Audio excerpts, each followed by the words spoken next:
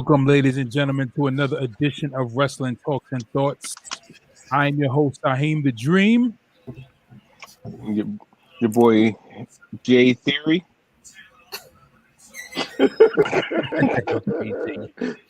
Okay. Bro, I almost spit out my soda, dog. Tripping. It's the God. It's the God. Sean Keys. And your man, the big bad, the booty daddy. The big bad booty daddy. All day, and I'm gonna be calling you big bad booty daddy, man. I refuse. Ladies and gentlemen, thank you for joining us for another edition of Wrestling Talks and Thoughts. Andrew LaDuca is in the building. Thank you, Andrew, for joining us. You guys are watching us live on Facebook. Give us a share, give us a like, drop a comment in the comment section below as we talk wrestling and news and rumors. Fellas, what's going on? What should we talk about today? Oh man, We're gonna talk about the dumpster fire last night. The whole thing. Monday Night Monday Night Raw. No, we could talk about the best moment of the night. We could talk about the moment of the night. What was that? Finn winning the U.S. title. That was yes. That was the only memorable moment that I can think of, yo. So here's what kind of bothered me last night. How did AJ Styles die from a low blow? Like I'm trying to understand that. I've never seen nobody down that long from a low blow. He forgot to wear his cup. You know that because you know I was watching it and I'm like, all right, so AJ got knocked in, so I kind of zoned out for a minute and I saw him get the chair in the concerto. I'm like, wait a minute, he did something else to us. I had to rewind it and I'm like, okay, with the low blow, and AJ was just down for the whole time. I'm like, damn, so that was a serious low blow. Like he killed him off that. Yeah, AJ was out for the count for that. Yeah, he was able to go outside, get the chair. Well, go outside, think about it, get the chair, come in the ring, contemplate for a minute. Yeah, he thought about it for a long time, didn't he? Too. AJ was not moving. I'm like, come on, B. Like, he called the neighbor. He called the neighbor for help. He talked to Beth like, "Yo, Beth, should I do it? I don't know. I'm on the fence." He asked Beth how the girls are doing. She told me they were doing their homework. They're good. He's on the phone with Dash and Wilder, like, what's going on over there at AEW? I'm thinking about hitting AJ with a chair right now. Call you guys back. They was like, "Oh, word, that's what's up. He deserves it." You know what I mean? Like, go ahead, do it. You might as well. Yeah, So Angela Duca says, he asked, is Cody really coming to WWE? Is he coming? Nah, I don't think so.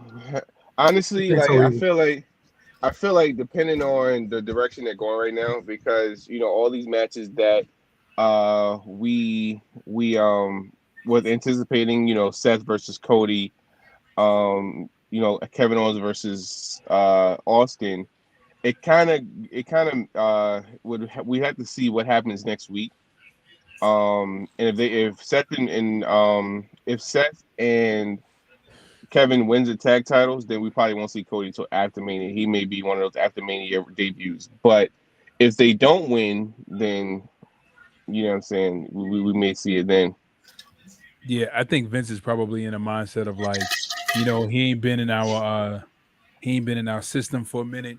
He's not really wrestling and seeing how things are done on this side. So, because Vince wants things a certain kind of way. So he's probably like, let him premiere after Mania. Then once he gets that comfortability back into the company, then we'll talk about him putting on a big match. Maybe that could be the case, but I hope he does, because it looks like he has a lot of bad blood with AEW. The way it looks right now, Finn Balor wins the United States Championship. I was happy. I came home just in time. I walked in the door just in time to watch that match. As soon as I walked in the door, before that match started, there was literally a 15-minute like a literally a 15-minute commercial break. Like that commercial break was the longest commercial break I've ever seen before a match started. I think Then they the was match just. finally started, and it was a good one. It was a good match. Um, and Finn Balor wins. He wins the United States Championship. It was great. I was happy. I had that gut feeling. I was like, you know what? I feel like Finn might win this. I feel like they're gonna really give this one to Finn.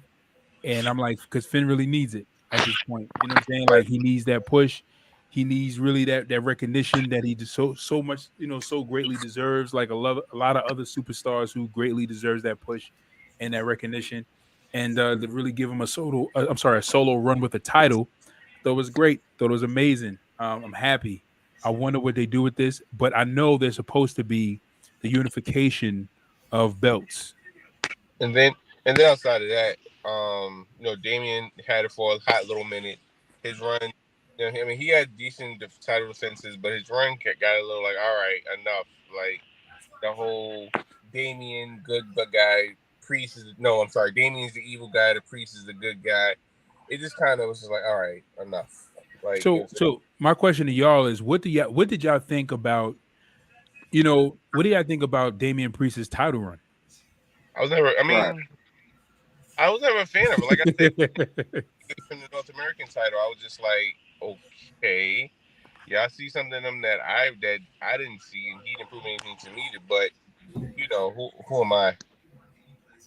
Sean, and what do you think about? And I heard you made a comment about Damian Priest's title run. What do you guys think about Damian Priest's title run? Real quick, before you answer, Angela Duca says, "I want to see Seth Rollins and Cody Rhodes." And Where you want me to start? That was horrible. That was the worst United States title run in WWE history. I think was it really that bad? it was worse than Sheamus. Oh, wow. Yeah, Sean ain't feeling that. Sean Keys. You talking about your boy Shane? You put those tweets down, sir. I'll tell you. Nah, it started off cool. I was happy when he got it, and then it fizzled out real quick after Mania. Yeah. Not after Mania, but once he got it, like I said, it was cool at first, but I felt like he had it too long with no good feuds. Like it just didn't. Right. There was no magic. Yeah, like I said, I was hyped for him. I actually like him. I think but it's the whole thing where, and Trav said this last week, in NXT we get and then they go to the main roster and it's not that same feel that we get from him. So yeah. I mean, I don't know. Hopefully it turned. Well, I don't know. Like I said, his trajectory seemed good going into Mania, even after Mania.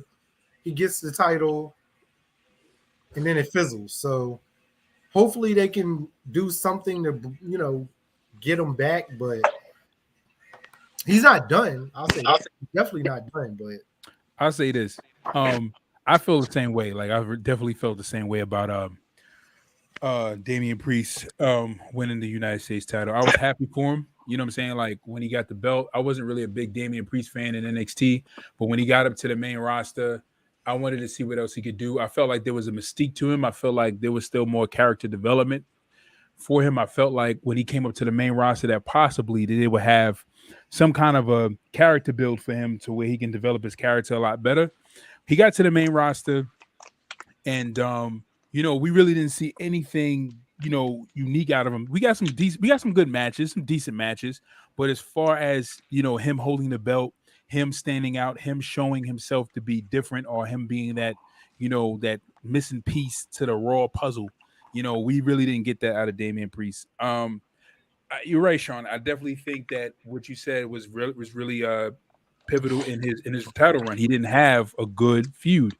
Feuds is really the things that really, one of the things are the primary things, right? That really brings out the superstar, that helps them really develop who they are and really helps them get into character. Them showing those different, levels of emotions from happy to being celebratory to winning a championship to being angry when they feel like they have an oncoming competitor to them handling pressure when they know that their title's at stake and they have to gear up for like heavy a title bout or them dealing with facing the odds and stuff like that. So you really get to see development in character. We didn't get to see those different dynamics in Damian Priest.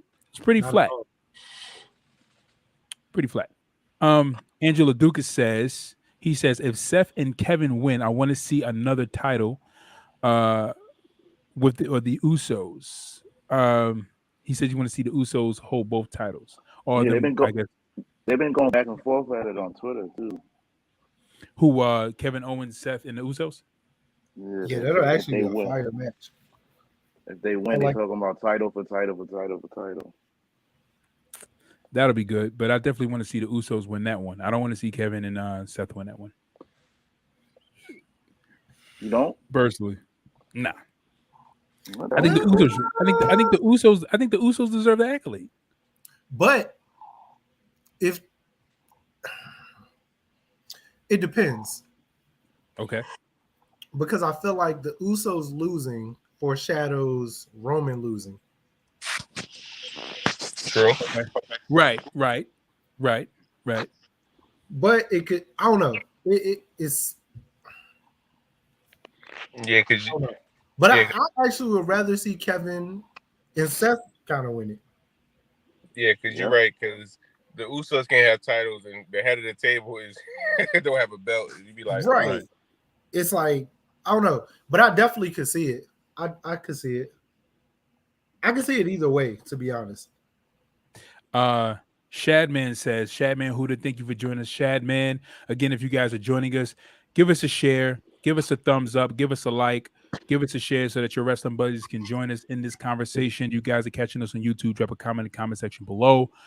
Join us in the conversation as we talk Monday Night Raw. We talk wrestling. We talk multiple topics. Shadman Huda says Usos title reign is getting stale. He says it's getting stale. I agree.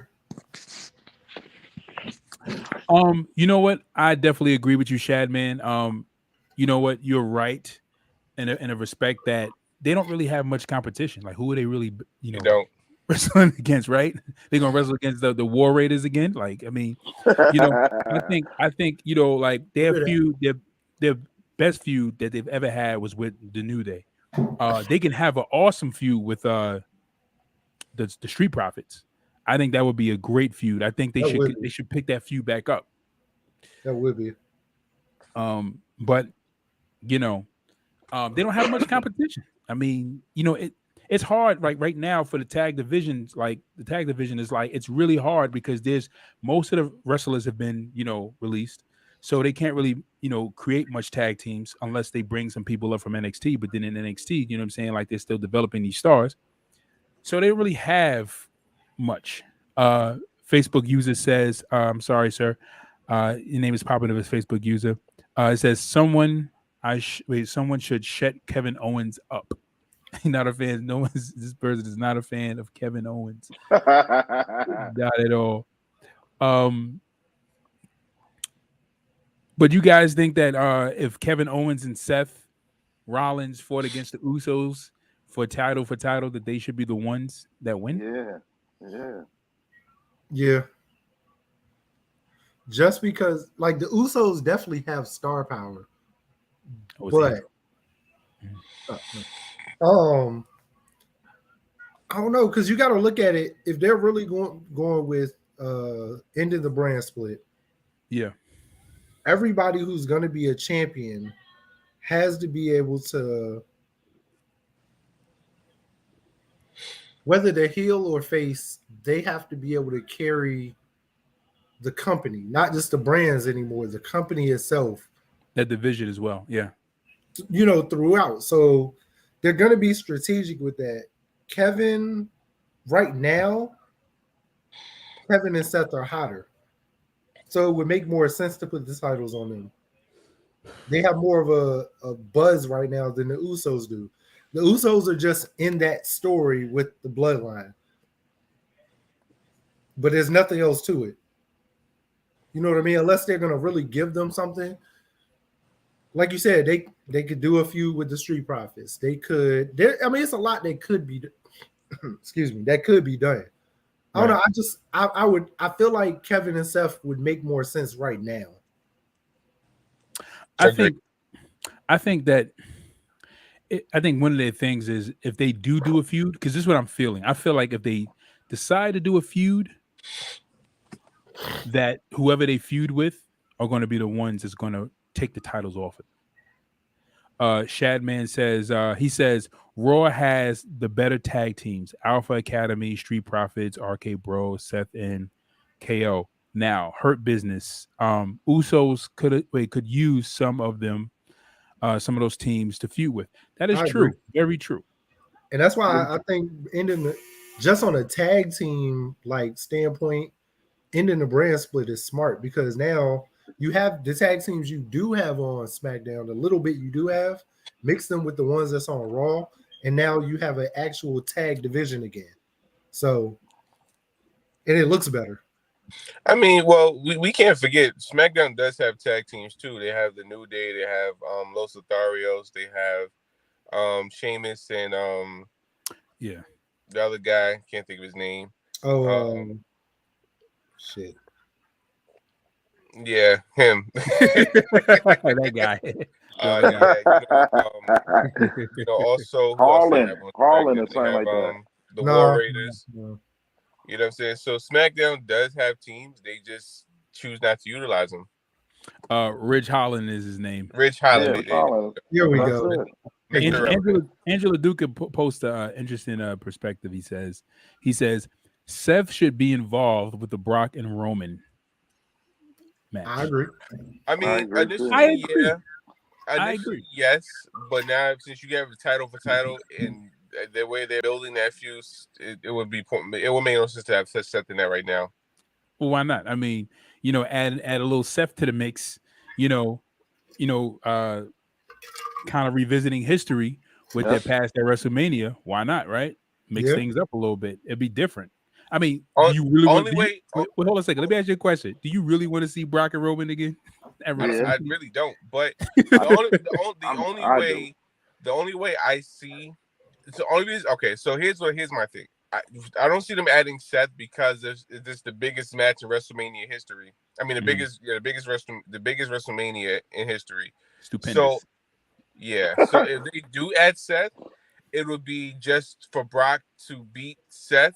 You know what I'm saying? And Roman loses the belt without being pinned. That's the only way I see them adding Seth to the match. Right. Other than that, it would be pointless to have Seth because again, I guess the way they're trying to build this match is being so big, it would be completely pointless to have Seth. Honestly, I mean, I would like it, but it just wouldn't make sense. Right. Shadman says, he says, I like title versus title of KO and Seth versus the Usos. I can also see KO and Seth versus Riddle and Randy for the Raw Tag Team titles, and Big E and Kofi versus the Usos for the SmackDown titles. Now, do we want to see the Usos in New Day yet again? I would rather see the Street Profits and the Usos. Truth be told, because we were cheated. We were cheated on the SmackDown matches they had. Like I think if you put them on a big stage and really let them, as Sean would say, really let them go. Yeah, I think that it'll be a way better match. But I think it was watered down because it's SmackDown. RK Bro, I would like, you know what? I come and think about it, being that Shatman brought up the tag teams. RK Bro with going against the New Day, that would be an interesting mix just to watch. The Usos, use their dirty tactics to try to keep the belts, but then watch Randy flip out. Yeah. That would be good. That would be good. Watching Randy just bug out, punt kicking the Usos. What I mean? I think that'll be good. That'd be good TV right there. That'd be fun to watch. Wow, what the fuck? What else happened on Raw? So I have something I need to talk about. I want y'all's opinion on this one. Okay. So the sound effect from Raw, the kendo stick sound effect when Bianca hit Becky with her hair. Yeah. You are not telling me that that it echoed around throughout the ring like that. So the sound effect they had was crazy. But what was funny, because typically Bianca would hit a person one time with her hair, but she was beating the brakes off Becky with her hair. So that was that part stood out to me, because I'm like, come on, like the sound effect of that arena was crazy. I mean, it was cool, but it was crazy. I gotta go back and look at that. Was it like them playing the sound, or was that her? It was like a ken, like, you know, when they get hit with a kendo stick. Oh, it's like that. Yeah, it was a kendo stick hit, and that, because even Corey Grace, he was like, "Sound like she got hit with a kendo stick." I'm like, "Yeah, it definitely sound like that, but it was definitely her braid." I don't know, man. I ain't never been hit with a braid, but that shit do be looking like it hurt. It probably do, but I don't think it'll sound like a kendo stick. Did y'all see I remember Sasha had. Did y'all see the? Oh yeah. Y'all seen the pictures of whatchamacallit, Becky Lynch on what's it called? What's that bag on Instagram when she showed her stomach? Yeah, I've seen it on Twitter. I've seen it on Twitter. They all do it though, to sell how hard the whip is. I'm about to go look right now. I mean, because Becky was holding, like, as soon as she went over all three, she kept holding her stomach like so. Dang. Shatman said Becky whipped this out of Becky Lynch. She did. She hit her pretty hard. Any you guys seen NXT? Well, you guys were watching NXT tonight, right? Yeah, we saw it. I didn't. Walter beat the hell out of he beat. No, he clobbered. No, he didn't. I knew you were about to say that. No, he didn't. Because I was about to put it in the chat. That was actually a great back and forth. It wasn't until the very end where Walter kind of like, I'm, you know what I mean? Like, I'm the big dog here. But before that, it was actually a great back and forth between them, because everybody, I think a lot of people thought that's how it was going to be. Walter was just this new kid. Walter's going to come in and just thrash him. And it actually wasn't that. Like the Uso brother actually, he showed me a little more against a better competitor. Because everybody else he's faced at, it really ain't been. I like the little Asian dude was good, but Walter was a better competitor to showcase what he does. And I liked it. I think it's one of them things, like, you don't have to win to actually gain something. You know what I mean? Yeah. All right. So I don't know. That was just my opinion, though. I mean, you think he got thrashed? He got his ass whooped. I mean, he power bombed him, and then he power bombed him again. I didn't see if that was the entire match, but that was literally the last 2 seconds of the match. It was, but I'm just saying, like, without like, all I'm saying, short, is this: is that when I was watching the match, and I'm sitting there talking to my wife, and I watched the match, and I look away, I'm seeing like Walter pummeling him. Then I turn away and I look back, Walter's pummeling him again. I'm like, what's happening? You should have watched the whole match. I should have watched the whole match. I watched the whole match again. But what I seen, he was getting waxed. Okay, so you know what? I kind of jumped the gun a little bit. I just want to go back. I just want to ask one question before we move back on to NXT. But one last question for Raw. What do you guys think about Finn Balor winning the United States Championship, and how do you think this trajectory for his title reign is going to go? I'm a Finn fan, so I'm glad he got the belt back. Well, I'm glad he got the belt. And I feel like it'll show Vince, like, okay, well, he can hold the title. He's great. Just depends on, again, as Sean said, depending on what feuds they have with him, because they have him fighting like open challenge matches and just pointless, random matches where we're scratching our head like, yo, where's this coming from? It would make no sense. Now, somebody in the group, I don't know if it was Sean and or somebody else, but they had a great point where if you put at Mania, it'll be, since Damian Priest did attack Finn at the end, the Demon versus Damien, you know what I'm saying? That will be interesting, where the Demon should violate, but I think Dan said that. Yeah, so that I think that would be a dope dynamic. Um, and I want to touch on something else on before right after we finish this topic before we move on. That kind of bothered me. Okay. I feel like I'm I'm glad he got a title. A title. The US title needed relevancy again. And I think we talked about this before, where the IC title and the US title are two titles that they hold a lot of weight. Right. And for both titles to even be remembered, like for a while, I know I did. I forgot there was even an IC champ.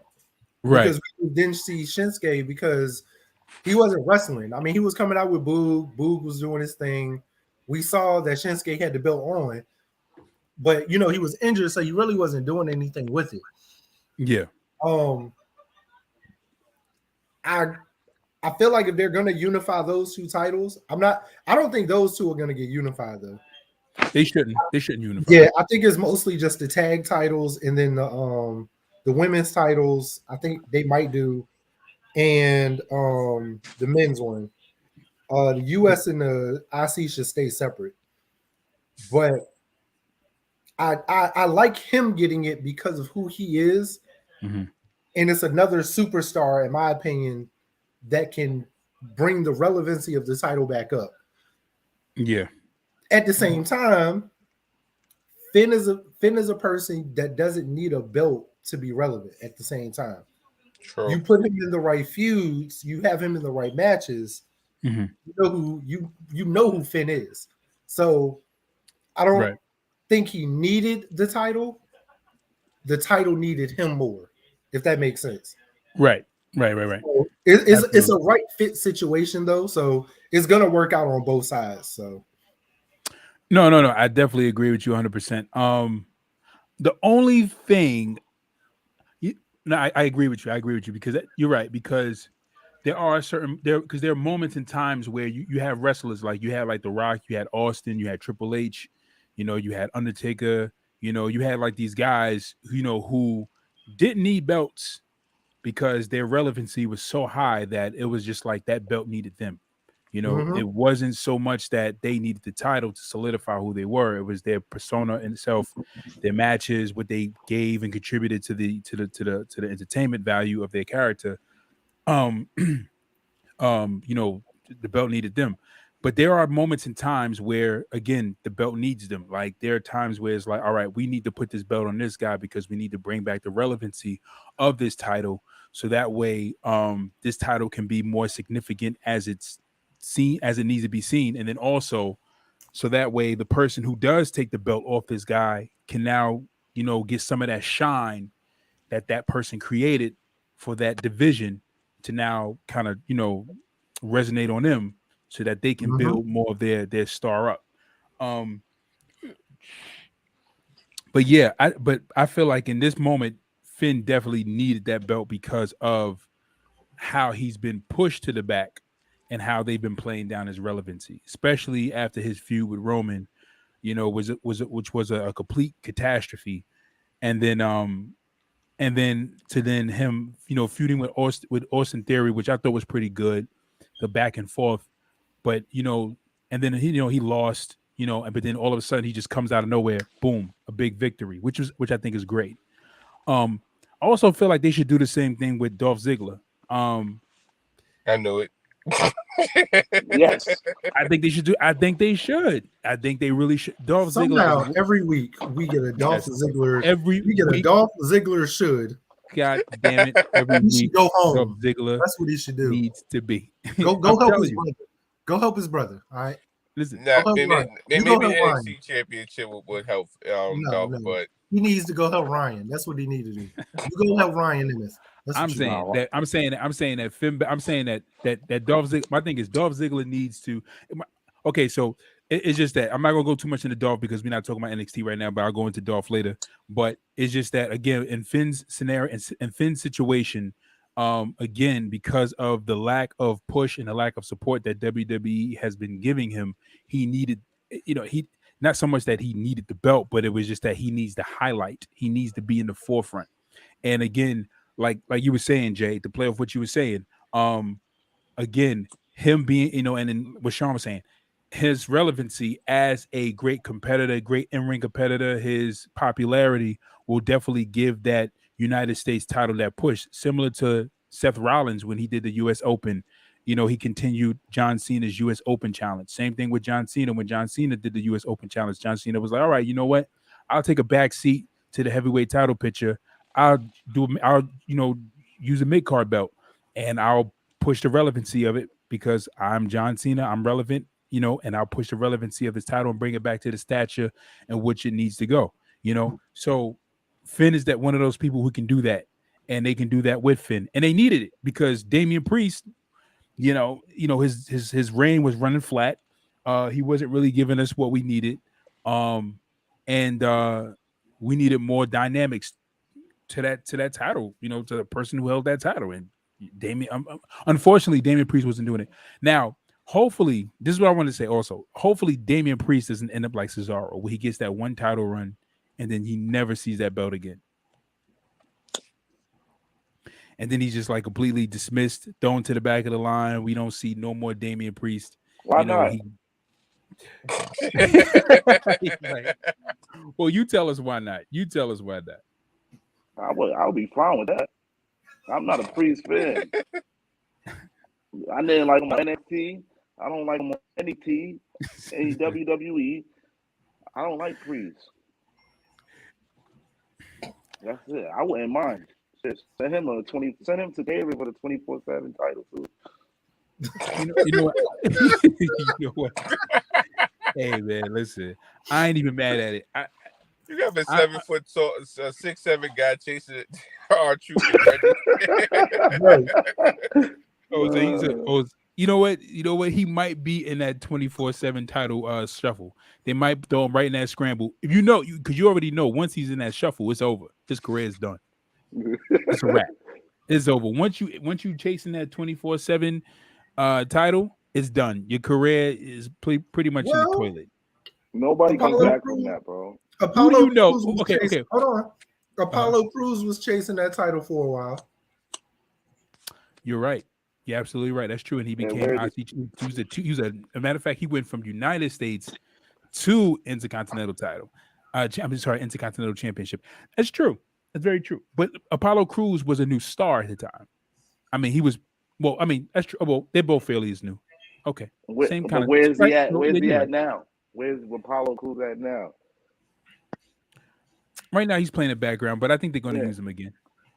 He's asking, "Do you want catch up with that?" Well, he's injured. Well, Apollo's injured right now. Oh, he's injured. He's injured. Yeah. I thought he was handing out catch up in the back. I just pray that he's not, he's not, in catering. You know what I'm saying? Like he's going to be stuck in that shuffle. But it's just like, again, who they had chasing the title? They had Mace and what's the other guy? T-Bar chasing the title. Yeah, T-Bar just died. He died last night. T-Bar died last night. Yeah. But I did see we got some kisses last night. Reggie got his little kiss from Skinny Brook, and Skinny Brook, and Akira Tozawa got a kiss from the glamour, the Amazon, Tamina. Yeah, that was different. Kisses.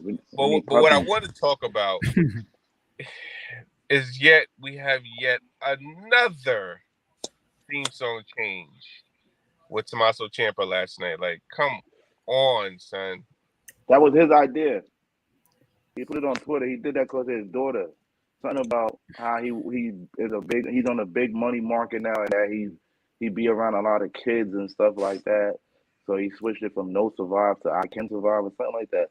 Some Survive Long or something like that. Because he said it has something to do with his daughter. Because it's funny, like outside of like AJ, like the big stars theme songs, like you can't even hear, saying the other things. All I heard was I'm trying to hear No One Will Survive, and I'm like, wait, I don't hear it. Like he changed his theme song, so Yeah, that was his call. Yeah, I saw that. I mean, Twitter tells you everything. Well, I mean, I get the reasoning though. Like if he did it for his kid, then I ain't mad at that. Yeah, he did it for his daughter. He put a whole post up today talking about it because he said he was getting a lot of heat on Twitter. A lot of people were tweeting him and stuff like that. So he told going him. PG now? Is that what it is? He's PG now? Yeah, I think so. PG Champa? Because he says he's around he doing a lot of kid what's that John Cena used to do, Make-A-Wish Foundation and all that stuff. He's doing a lot of that stuff. So you trying to get on Vince's radar, huh? Yeah. That's what it looks like to me. Why not? Hugging fat girls and kissing babies, huh? And he said he dyed his beard because Vince told him to dye his beard. I know that part. Yeah. I know that part. I know that part is true. He always does that though. Like with everybody, he makes like Keith Lee joint for real. Keith Lee was great on the Indies for a minute before he came to NXT. Mm-hmm. But I'm so glad we get to use Keith Lee in 2K22, which around this time next week. Have you guys seen the full roster? Yeah, I'm about to pre-order it tonight. Yeah, as soon as I get home, I'm gonna get it and bite the bullet. I'm trying to figure out if I want to do it on PS4 or Xbox right now. Oh no, it on both. PS5 all day, and then I ain't got that lucky yet, B. Oh my bad. I get lucky with P5. Yeah, I ain't get lucky. You know what I'm saying, Sean? You know what I'm saying? Nah, don't get the NWO version. Why? No, why? Get the deluxe version. I'm telling you. The NWO version is trash. I mean, it's the same thing, basically. The NWO version the only difference between the deluxe and the NWO, from what I saw, the season pass. NWO stuff. You get the season pass on the deluxe. You get it on the NWO version too. Yeah, you do. So the NWO version, you get everything that you get in all the other versions, right? Along with like the NWO stuff. So if you get the deluxe one, the only thing you don't get is the NWO stuff. That's literally they'll be on there later. They'll be on there later. Yeah, I mean, it's really to be real, it's only a $20 difference. Yeah, exactly. So that's why I'm not really. That's why I'm like $20 ain't big. I just don't want Hulk Hogan's raise his ass on my screen every time I turn it. So you rather Rey Mysterio with the mask? Yeah, I know that. You know, him and Dominic. Rey Mysterio. I'd rather none. You give me the 2K logo. you want Dominic Daddy every time you turn Rey Mysterio. I mean, I know it's his last run, but he did not deserve no cover. Come on, not a whole game dedicated to him. Like, and the matches they picked for him, I'm like, okay, for his story thing, I seen it today. I'm like, okay, where's the Ray versus Angle? Like, wait, hold a second. So you mean to tell me they should have dedicated it to Triple H? Yeah, that's what I said. I mean, probably not yet. I mean, Triple H still around, so maybe next year. But because next year also should have It should have next year should have like a special Undertaker mode or something. Yeah, that's gonna suck for Triple H because they had that in they had that in one before. Which one was I was about to say I'm sure they did. I think that was 2K. I'm not going to use Rey Mysterio though. Like, Rey Mysterio has never been one of my go-to guys. So to sit here and use him throughout the what you call it thing, I'm like, yeah, that story. Yeah, that's going to be corny. That's why I felt like Triple H would have been way better. Like he had so many dope stories. They could have picked better Ray matches. I mean, I think they picked the Eddie and him match from Starrcade on there, and him and Kane, the one of him and Kane at the Rumble. At least you get to use Hit Row. Yeah, only one is Swerve is on there. Is it just Swerve? It's only Swerve. Yeah, Swerve. What do you mean I could use Hit Row? You just had me hyped. I saw his name. I'm looking at the list, so I saw his name, and I was like, okay. I'm gonna make my own Hit Row to watch. I'm gonna make my own faction. I'm gonna Hit Row faction. Wait, so Hit Row's in it? They should still. Just Swerve. No, just Swerve. I think when they did the scans, it was when Swerve was still in NXT, so it was before the other guys came in. Yeah, it was when he was by himself. All right, guys. NXT review. Well, let's finish talking about this WWE 2K. Did you guys down it? I mean, I'm download gonna it. do it as I'm soon as thinking. I I'm get thinking home. about doing it tonight. Yeah, I'm thinking about Yeah, I'm doing gonna it do it as soon as I tonight. get home. I I'm was gonna gonna do it send somebody. tomorrow. I gotta wait till my money hit. Yeah, I just I got my was taxes on an the fence hour about. ago. I'm not gonna lie to y'all. Don't judge me. I can care less. I'm getting it with Klarna because I'm not spending $120 up front. Just not Are you gonna happen. hold on. You getting the physical copy, or you can Nah, I do feel you. Klarna on? You can use Klarna on PS 5. I mean PS4. Really? Yeah. So Oh, shit. what you do is you create a card and you basically say what you're using it for, Xbox or PlayStation, and then when you after they create the card for you, then when you go to purchase it on PlayStation Network or Xbox store, whatever, you just when you go to buy, just put the card number that Klarna gives you. I shall be doing that. Yeah, Yo, with the NWO one, I did not know that. with the NWO one, you still get the 3 takers. yeah, Yeah. you get everything. You get I everything. told you, But you get everything in all the other versions plus the NWO stuff. yeah. So you get So- you get all the Rays, all the Undertakers, and then all the NWO characters. So Yeah, and so what? It's 120. So you figure 30, 60, $90 $30 every 2 weeks. I'm good. Oh yeah. Word. Yeah, it's hella expensive. I mean, what about the modes? Like, I know they added GM mode, not just the modes, but like the different specs. Like, did they add title versus title back in universal mode? It might be. Because I know it was an exhibition mode. You can do an exhibition mode, but you can't. But in 2K19, you couldn't do it. I didn't buy 2K21. So there's not gonna be no My Career mode. Yeah, it's in my career mode. It's They said last year. You know how I didn't even finish my career last year because it was a lot going on. You know what I'm saying? You know how they went to the Too much dungeon. talking. Yeah, way too much. Like they went to the dungeon and then it's like you said. Then homeboy lied to Shorty about her parents. His parents knew that they were going to the thing, but they thought he was going to college. It was like, okay, I can't take this no more. So what they did was they separated. So now you got the males my player, then you have the females my player. So thank God. So I mean, because what I did was in 2K19, like man, I was like, forget this. I ain't doing no career mode.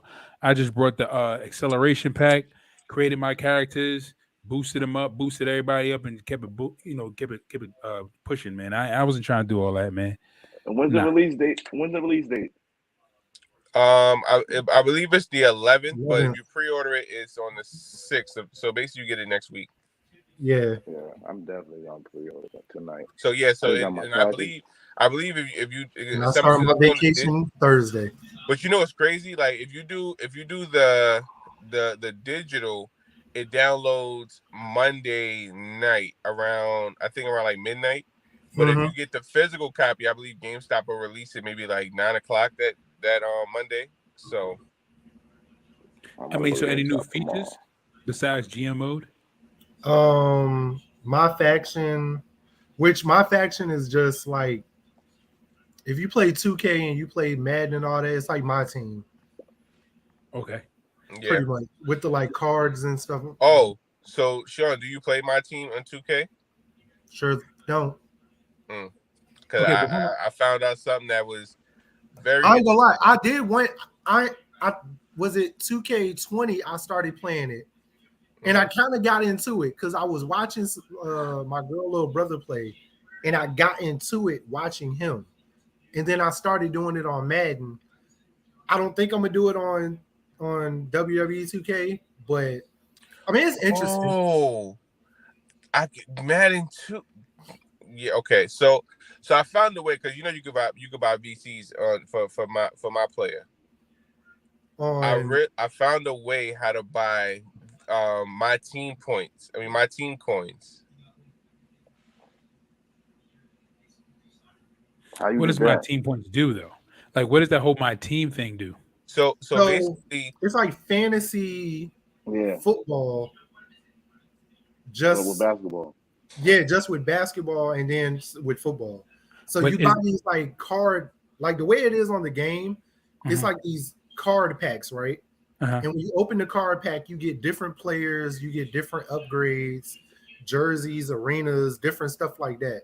And then you use it in the My Team. Usually with My Team, you're playing online against other people around the world. Yeah, Or with you can do like single player legends, mode, and like current players. domination and stuff like that. The Yeah. little challenges they give you. So yeah, so like Sean said, so basically like you would have like 81 overall Kobe, you know what I'm saying? Or you know what I'm saying, when Yeah, they throw new packs, they'll have like 90, 95 overall Kobe, or 99 overall Kobe. So the high, obviously the higher overall, the better he is, you know what I'm saying? So they may have, 81 Kobe, who his 3-point shot is like 80, and his speed is like 20. His defensive rebound, saying the stats are low, but when you get to 95 Kobe, his 3-pointers goes from 81 to like 93. You know what I'm saying? So it's an overall better card. So so what you got to do is sometimes like the cards be like 100,000 my team points. So what you got to do, you got to constantly play the game, and you have to, you know what I'm saying, like, and every time you play, you may get maybe like 4,000, or 2,000, 3,000 at most, and that's gonna take forever. So Okay. I went on YouTube and I found a way how to actually buy my team points. So it's like $7 for 100,000 my team points. So yeah, so my team is pretty stacked. I'm gonna put a picture in the group so y'all can see. But Okay. I went from a decent team to a crazy team with, What you got? and all I spent What you was got? Like $20. Shaq, Kobe, Magic, Jordan, So my Karl starting Malone, lineup is my LeBron. starting lineup is 95 overall Steph. Yeah. I got 96 overall Kobe. 96 overall Durant. 97 overall Giannis, and 95 overall Shaq. And on the bench, I got 96 LeBron. I have 97 overall Melo. I have 95 Anthony Davis. I have Joe Johnson, Westbrook, The workhorse. Harden, McGrady, and everybody damn. over 94. Yeah, the Yeah, one team I had Wilt Chamberlain as my starting center. I was killing. Oh I my didn't god. care. I didn't care who else I had. I had Wilt. Yeah. So my question is that how does that work for WWE? Is like you Same play with thing. these cards online against other people? Yeah, So like you.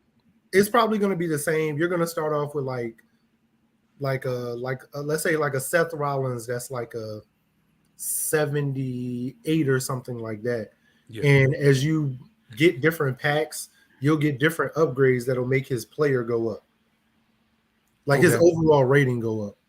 And then because I know they have the My Card already. Like you can that's already like that's an app already that you can download and you can do the whole WWE My Card app now. But and you just go against players online based upon your cards. Like you just kind of that's Yeah, it. because usually with the cards, if you're in a certain overall bracket, Yeah. you only play people that are in that. Like if you're a 75 or 76, you're only going to play people that are from 70 to 80 or 70 to 79. You're not going to play, like if your overall for all of your players combined is like a 94, you're not going to play somebody that's a 70 something because you're going to dog them. So it's not going to be fair anyway. Yeah. So you only play people in your bracket. Yeah, right. Until you start moving up. So what about these modes? You guys know about any new modes?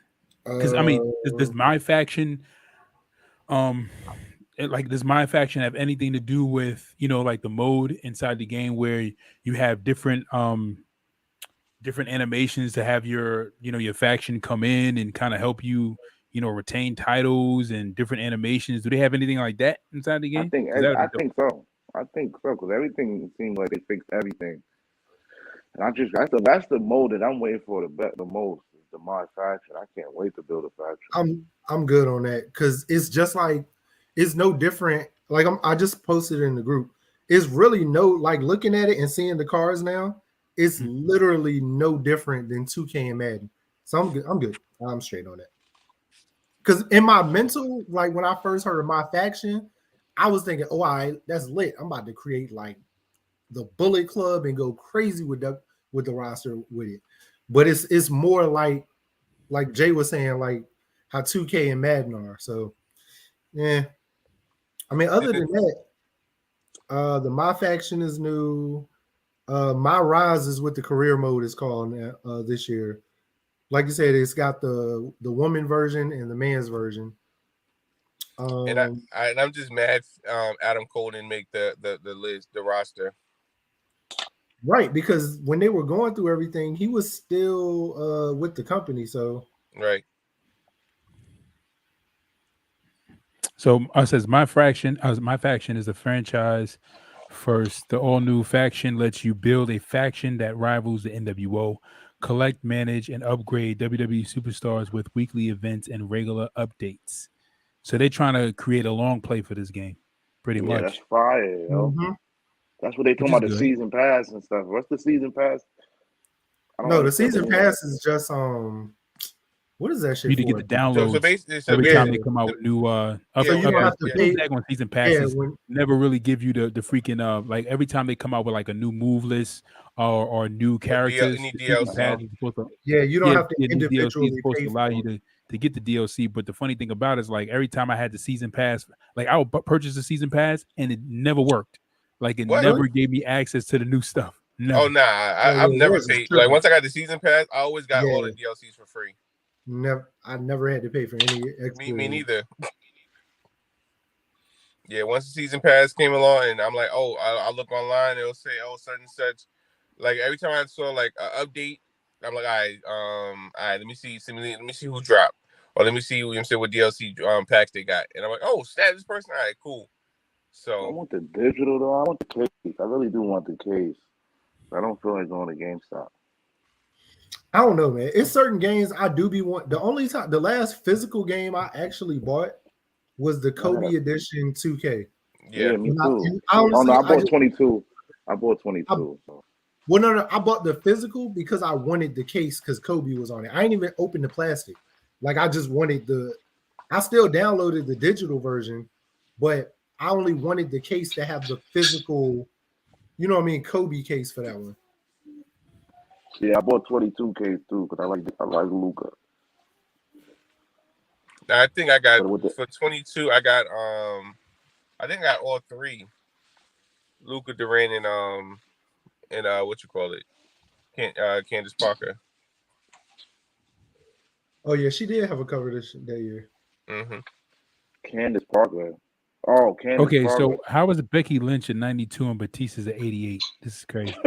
He's the man. Keith Lee's at 80. What question is that? They got Keith Lee at 80, bro. Big Boss Man's at 81. Yeah.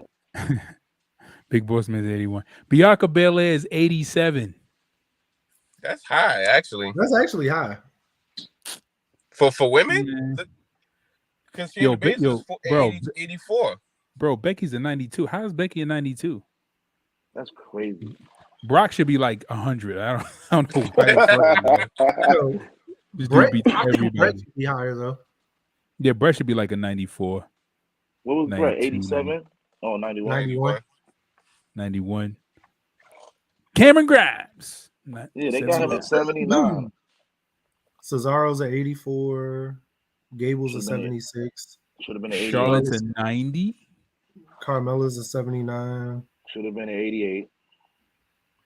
Oh, they put China in the game. Wow. Yeah. Dakota Kai's a 79. Damian Priest has no rating. What the hell? Dominic is a 79. That is crazy. Hold on. That had no rating, bro. Word. How's Dominic? Zigzag is 82. 82 for Dolph Ziggler. Drew is a 79. 79. Oh my god. What's Diesel? Eddie Guerrero's a 90. He definitely should be higher. He should be higher than that. What's Diesel? I'll give like he was a 90. They got Diesel and Kevin Nash in the game. Yeah. Yeah. Just like they got you get Kevin Nash as the NWO, and you get Diesel. But they got Reckoning and Mia Yim in the game, so yep. Hogan's 92. Do a tag team with them. Exactly. Goldberg is at 88. Yo, what is this, man? Goldberg should be like 95, man. Roddy It depends on okay. which Goldberg they put in there, though. Huh? Well, yeah, WCW. I guess if that's Goldberg now, that makes sense. And that's probably actually- Goldberg now. Actually, Well, Goldberg so- now should be about an 85. No, I think Goldberg now should be like a 92 because I mean, even with his like Current big leg, Goldberg? he's still winning titles. He's still winning titles. I mean, like I mean, the only people that really beat him was like Roman and Bobby, but they're in their prime. I mean, He if you hasn't put won him about against 2 anybody years. else, I don't know. you seen what he did to That's Dolph Ziggler. I mean, that's WCW Goldberg right there. WCW. How's Hogan a 92? Yo, Hogan should be like 95. That one's a 92. That one's a 91. Yeah, I mean, isn't it like it's just two Hogans in there, right? Yeah, Yeah. so Hollywood Hogan Yeah. and all. The then red and regular yellow. Hogan. I'm sorry. Yeah, the red and yellow should automatically be like 100. That also Like- should have been a different picture of him too. But you Yeah, forget yeah, they The king. Roman. I think Roman's the highest at 95. So we gotta kind of look at like use that as a platform. You That know does what I'm make sense though. You're Wait, right. hold on. Roman is 95. How is Roman higher than Brock? Are they gonna have It makes- Demon no, no, Balor? no, Are they gonna that have make- Demon? That Demon? that makes sense why Roman's higher than he has to be the highest man on there. But Brock Are they, are they gonna have Demon Brock, Balor? has he got the Or- I mean, title? Brock is saying? only one. Demons in there. Okay, they probably put the demon as like was Finn is like 87, so the demon's probably like what 89. 90, probably 89 90, or 91. Probably, Yo, I would Matt- say 89 or 90. Okay, so how is Jerry the King Lawler higher than the Usos? I don't understand this. He ain't wrestling like 20 years. But What you is gotta happening remember, here? the legends go off of who they were. Not it has nothing to do Yeah. with right now. Yeah, I mean, but even Jerry Lawler, like at his prime, he should have been like, I think about like 82. an 89, 90 in Yeah, his prime. I would say. Well, I haven't watched Jerry Lawler matches outside of the current stuff that I've seen. So you gotta go back, bro. Now you know this is I BS. went back. Even the Andy Kaufman matches were good. Yeah. That shit was trash. John Cena's Oh. 92. I was a huge Andy Kaufman fan, man. Jordan Devlin. I'm gonna tell y'all now, man. Devlin's my IC champ. As soon as I get the Ooh. game, I'm changing people who have titles. Jordan Ooh. Devlin is gonna be the IC champ. Who the hell is that? See, you don't watch UK. That's how I know. You yeah. don't really So watch for it. me, I ain't gonna lie. I don't. I watch the women. Bianca's gonna be my Raw Women's champ, and Shayna's gonna be my SmackDown Women's champ. All right, yo. Macho Imperium Man is 88. somehow are getting tag titles. I don't know which I watch- ones, but I watch the women division UK. How is Macho Man 88, yo? Macho Jordan Man- Devlin, to me, Jordan Devlin Wow. is Finn Balor turned down just a little. Not a lot, just a little. Let me see what he looked like. I might have seen him, so the name just don't. He looked his look and everything, his build is just, I think they used to be a tag team in the UK before, I forgot the name of the tag team. But before he went to Mountain. No. It was before he went to New Japan, or it was after New Japan before WWE. One of them. Randy Orton's at 88. Is that no one? Oh no, that's not. Oh, that's That's Raul wild. Mendoza. Rey Mysterio's a nut. Yo, get the F out of here. What? Rey Mysterio Yo, Why 90, was the right? cover artist a 90 though? Rey The Mysterio- cover artist should be higher. Randy Orton is at 88. Rey Razor Mysterio's Ramon a is 90. 84. What? Scott Hall's at 84. Scott Hall's at 80, No. 84. Razor Ramon is at 84. Now you got to go and see what Scott Hall is, because he should be in there as Scott Hall also. Yeah, he Razor is. Ramon should have been a 91 at the minimum. That hot? No, I give Razor like 80. If 86, Scott Hall's 87, not at least, maybe 88 at most. I would give him 90. as Yeah, Scott y'all- Hall, he y'all should at just least giving be at away 87. No. As Scott Hall, he should at least be at 87. Damn, so what's Taker then? Shit. Woman's a 95. What hell? what version Taker would be higher? American Scott Scott Hall's Hall's Badass? a 90. Yeah, so that Scott makes Hall's a sense. 90. Scott Hall's Yeah. but Razor Ramon should be still as high. But you Oh, can't think. But you gotta Razor think like Ramon, this. you gotta Razor remember, Razor Scott didn't even have Hall a was heavyweight here. title run. Yeah, Razor was here, but Scott Hall was here. Shawn Michaels is at 84, bro. No, 88. 88. 88. Nah, that's about right. Shane's a 79. But Change even your lower. even with Shawn Michaels, like before he retired, he was still wrestling like against But like you like said, heavyweight title athletes. I mean, he but like was Jay said, wrestling against main eventers. when the cap is kind of 95 for the overall, it seems nobody's higher than 95. What's so when Taker? the cap is 95, everything under that goes based on like Stone Cold's a 92. That's accurate. I want to know what the Taker's. I want to know what Taker's going to be the It's higher. kind of, I don't know, B. And I ain't gonna lie, I still Six I is mean, 88. you got somebody with a Any 95, NWO and I'll people are still going to take be someone higher 88 than and what give you they the The work. Rock is 93. Listen, I mean, because my thing is this, is right. It's like I understand what you're saying, but it's like if you're going based on like how hot they were before they left, or them at their prime. If we're talking about legends in their prime, some of these guys should be a lot higher. Yeah, but you can't have everybody in their 90s because then it's gonna be like, okay, well, you know what I mean? Like you gotta have at least somebody high 80s.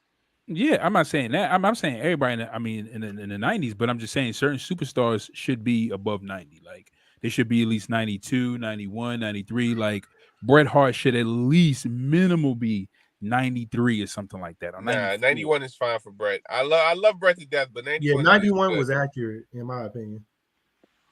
Yeah, he should have been. Hold on, what was the Rock? Go back up. Ultimate Rock is 93. Right? Ultimate Warrior should be 100. Ultimate Warrior should be 100. Tampa being 84 wow. is about right. Triple H is 91. That makes sense though. That doesn't make sense. Good, yo. Doesn't make sense. Yeah, I don't know what you listen. His last match was who? Who did he fight? He fought Batista and he beat him. He beat Batista. Not only that, but then prior to that, he just had a heavyweight. He had a heavyweight title run like 2 years ago. Okay, so 95 is the cap. Yeah, exactly. Yeah, you got to keep that in mind. Yeah, Taker's a 90. Which version Taker's that? And then Xbox is an 85, so that's about right because 6 was a 90 version. They had 6, so you got to remember all the NWO versions are. It looks like are at 90s, and then their regular versions of who they were before they were in the NWO is like that 84, 85. Why did they show? You think that's accurate? Yeah. Which version how was so? that? Because when you look at Hogan, again, like Hogan was. You can't have damn near the whole game in 90s though. Yeah, that's not putting the whole game in 90. It's just saying that certain. That's not putting the whole game in 90.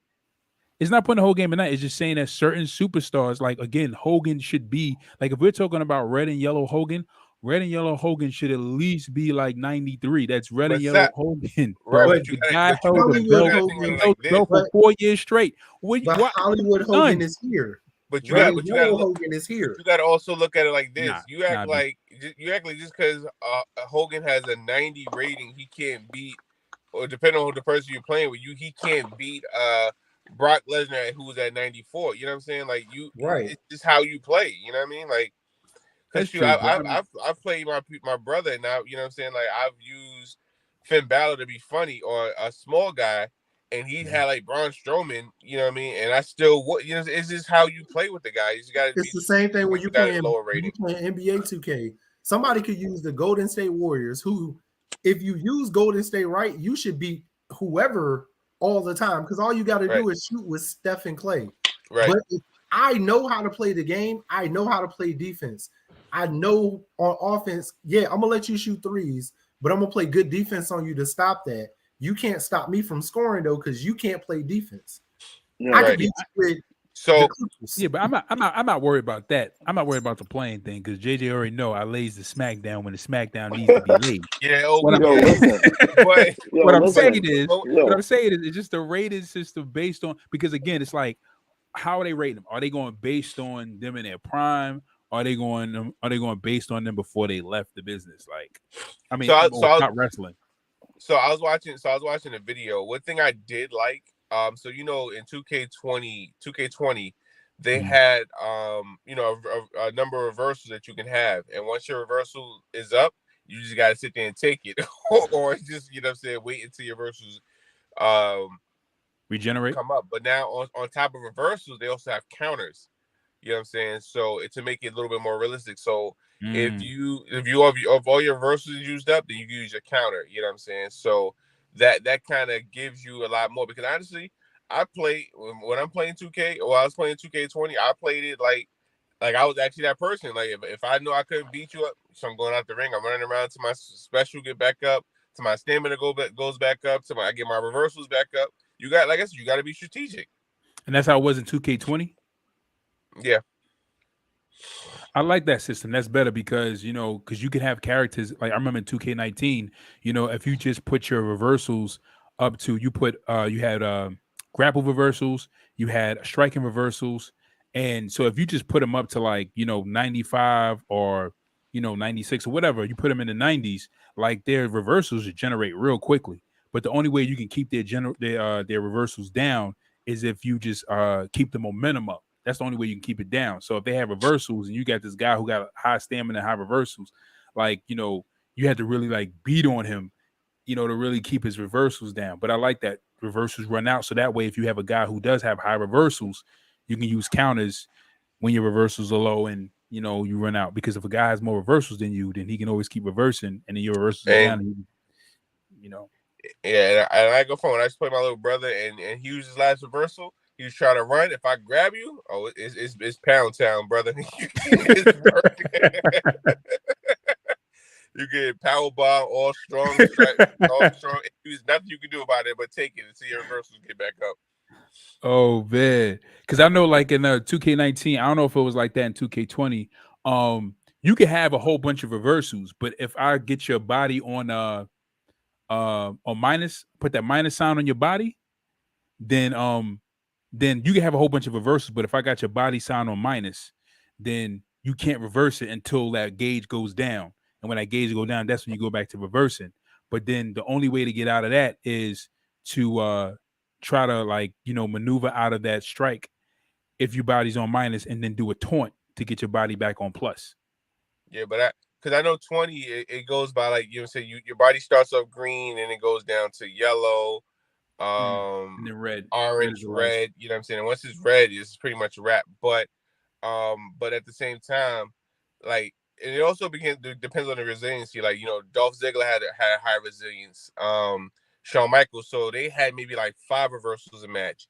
Where somebody who didn't have as much resilience, they may have 3 reversals. So you know what I'm saying? Like I said, if you're gonna pick one of those wrestlers who don't have that high resilience, then like I said, you got to be strategic and strategize. You know what I'm saying? Try to strike first. You know what I'm saying? And have the other person use their reversals, and then like I said, once they got no reversal, time to go to work. Yeah, I'm interested to know how 2K22 play. I'm still in the same place because I didn't get the PS5 yet. I might get it this year. But when I do get it, I'll definitely be playing it on air. So don't worry about it. You said what? I'll definitely be playing it on air next week. Nah, I won't do that. But we will. I will be able to get my full review at by next show. As soon as I me too. Because when you got and download it. Yeah, because when you guys get it, I definitely want you guys to kind of talk about exactly what things have changed. What are the modes? Do you guys notice? Because what I really, because I want to know what they added that was special, other than what they had in the previous versions. But I really wanted that title versus title because when I play my universal mode and I have my top guy and I'm having this feud with 2 champions, I'm like, yo, I want to book this match where these 2 guys are putting the belts on the line. Yep. Which there? Yeah, put both belts on the line. But not only that, but then after they put both belts on the line, and that guy wins the 2 titles, I want him to come out with the 2 titles. You know what I'm saying? See the guy coming out with the 2 titles. I want them to add those little quirks and stuff like that, and or even hold as many as 3 or 4 belts. Was it like that in 19? If you had both titles, you wore both titles out? Nah. It was. No, it was. No, I think 19 was. I don't think 20 was. Because and only thing I didn't like was because I'm big on creative entrance. Yeah. Yep. So my interest was I had so much pyro on it, but what I didn't like was before the match even started. Absolutely. I had pre theme song pyro. I had pyro when I first come in. I might have pyro when I come down the ramp. I definitely got pyro when I get in the ring, and then my pyro. Yo, I'm telling you, if I was a real WWE superstar, I would have no money because my money would go to pyro. I ain't gonna lie. But what I didn't like was I took all this They never time played with fire to when they were little. yeah, I took all this time to create my entrance for my guy, but as soon as he gets a title, you got to give him a generic entrance. I hated that. Yep. So okay, so in 2K19, because 2K19, you can fight for the title, but only in exhibition mode. You can't do in universe mode. And then for the entrance, with the titles, if you win 2 titles, um, like if you do 2 titles in exhibition mode, you still can't. You won't come in with 2 titles. You won't. They won't even give you the Jericho double title in entrance. You could do that in 18. You can. You can come with 2 titles, You but in know, 19 you couldn't do it. and you know what's funny? Like 2K19 seems so old now because think about it. 2K19 came out in 2018. That was Yep. 4 years ago. Yeah, it was. But That's but most crazy. but a lot of people stuck to 19 because they heard that, or they heard that Because 20 was 2K20 trash. was, Yeah. yeah, and they didn't like 2K20. I didn't even download 20. 20, Yeah. I ain't go front. 20 was Nope. cool. Because because honestly, it's only 3 games I buy a year: Madden, 2K, and the basketball and football. And I only buy Madden if I have family coming over, and I play that. But then once NBA 2K come out, Madden's on the shelf until I got company over. I'm gonna be real, bro. I don't even buy Madden until Black Friday when it's cheaper. Yeah, I think I'm gonna start doing it that way because honestly, I think that's not this year. I think I got Madden that way. Like when it for Black Friday, I think I got it. But other than that, like yeah, I'm about to stop. But like I said, once NBA 2K come out, I'm strictly on that. Now it's gonna be interesting to see if because WWE 2K normally comes out in November. So I Yeah, wonder if they're gonna keep it in March or are we gonna get a 2K23 by no, but I mean, it's probably ain't gonna make I sense doubt because it. by the I time, doubt yeah, it, so bro. they may keep it around that March time frame unless they do next year November. Well, I mean, they skipped 21 because Yeah, of the bad reviews on 20. So I heard that what they do, I heard that Vince was mad about that whole situation, and that, like they were kind of like, pissed about how how they got a lot of backlash about 2K20. So what I was hearing was that they put a lot into 22. So yeah, But I really, all think they did was take 21 because they had already. The funny thing, a lot of people don't realize they already had developed 21. They had a date for right. 21. Yeah, they did. 21 was ready to roll. Right, and everything.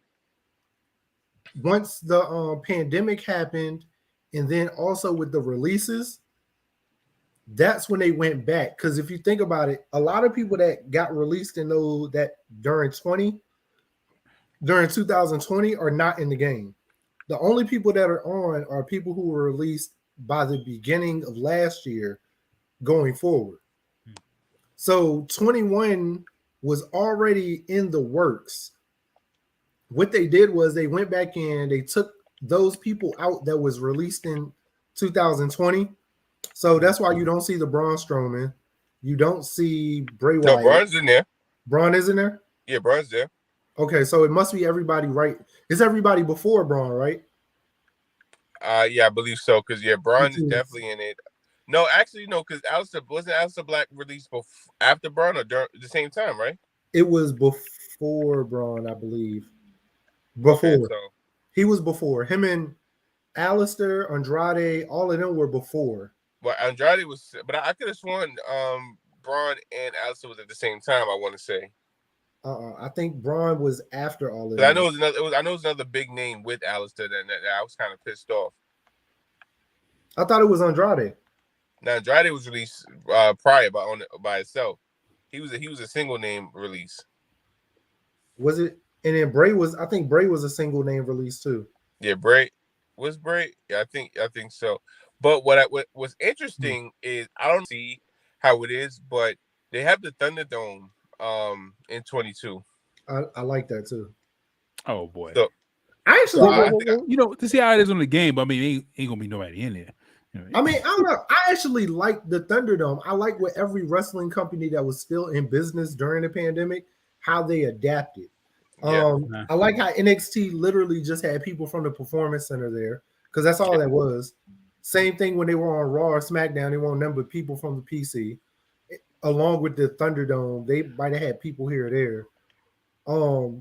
I think The only just like with AEW, everybody that was there in the crowd, it wasn't a crowd. It was the fans that you saw were people from the Nightmare Factory, people that you only saw on Dark and Dark Elevation was in the crowd on Wednesdays and stuff. So I like that. I think Ring of Honor and TNA going with the no crowd, nobody there, period thing. That was a little different because I watched a lot of the interviews and a lot of the wrestlers were like, it was harder for them because there was nobody to feed off of. Right. Yeah. Because at least with AEW, you at least had, the people that in NXT, you had people from their developmental, in a sense, at least had them there. With Ring of Honor and TNA, it was literally just nobody. So you're wrestling in complete silence. That for me was I feel like that would be harder because I have nobody to perform. I don't know how the Thunderdome was. From what I remember, they could hear the people that were on the TVs, no, right? The Thunderdome was more so like the fake audience, like the audio they had. Okay. Thunderdome they had the TVs though. They had the you had the TVs. monitors so you could see the fans, but couldn't everything hear else them. was like built-in audio. So they were wrestling in silence too then. Yeah, except for the that's a lot harder. fake "this is awesome" chants, and it's when Vince felt like there was a good moment, like this was the fans would say around this time, which really wasn't, but in Vince's eyes. Cue the audience. I said cue the audience, damn it. Yeah, that's a lot harder to wrestle in pure silence when you're like, you need something to feed off of, in a sense. Right. So NXT, back to NXT. Walter clobbers the Usos' younger brother.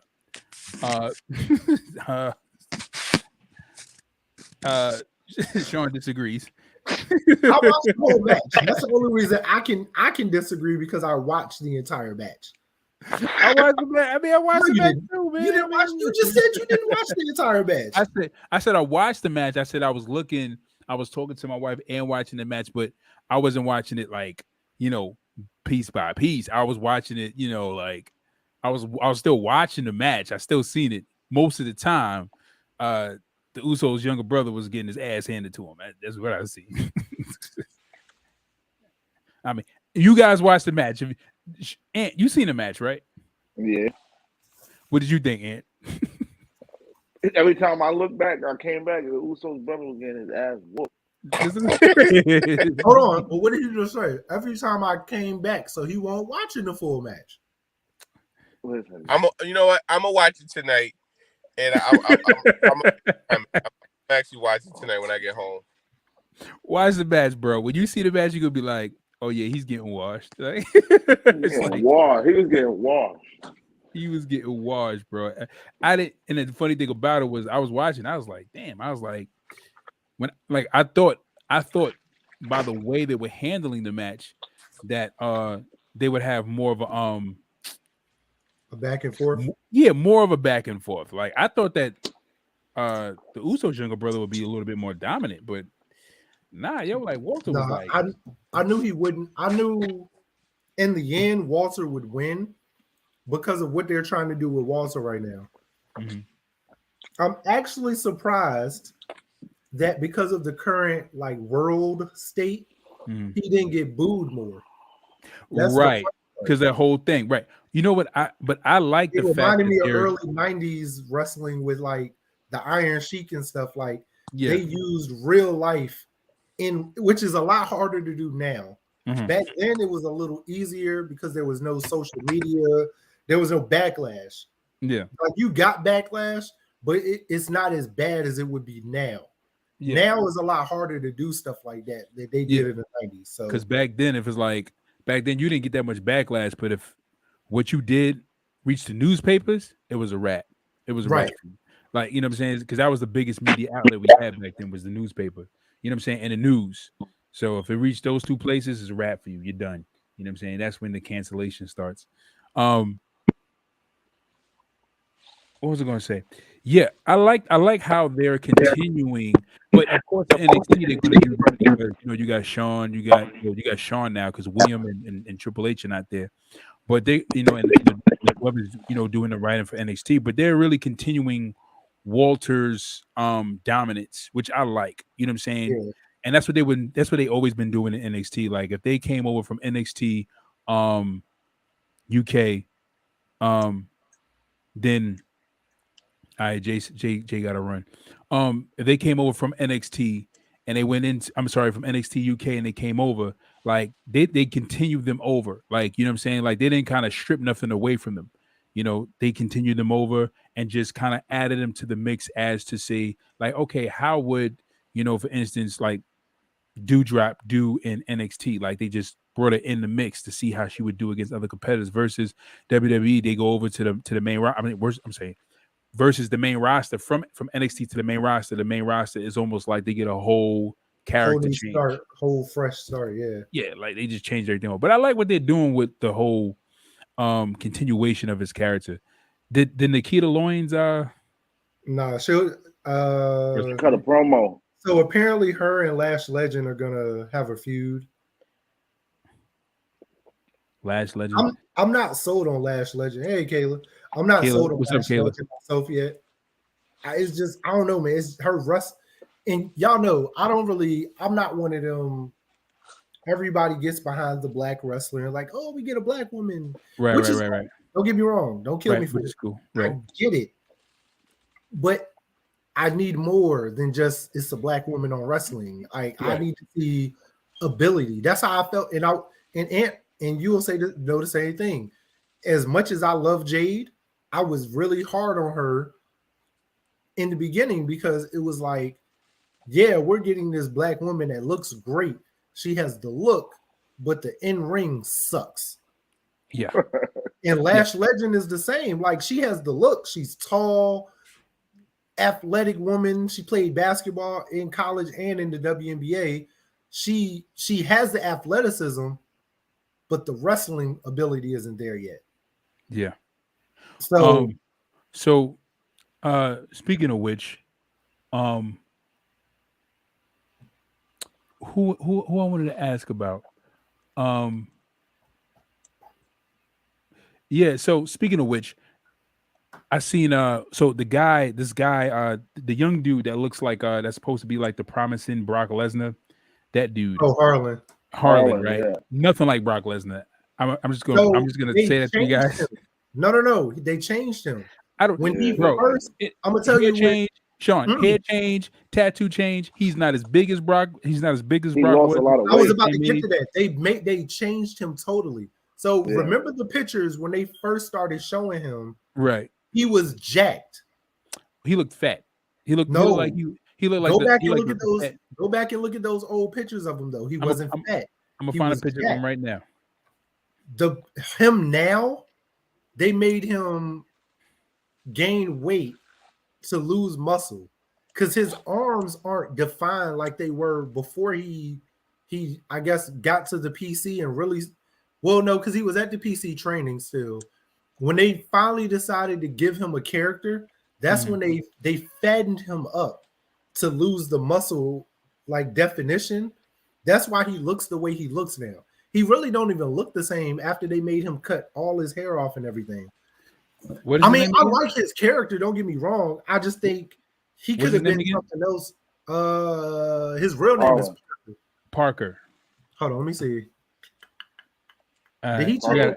He changed all of his. I got a picture of him right here. Here it is, Harlan WWE. Yeah, he goes by Harlan. That's the dude that showed you that follow me on Twitter now. All right, hold on. Let me go back. Because even this picture right here, he's not jacked anymore. And this is him as Harlan, the one I'm looking at. Yeah, but this is an old picture right here. Like I'm on his IG now. Hold on. Let me go. He don't look that big though.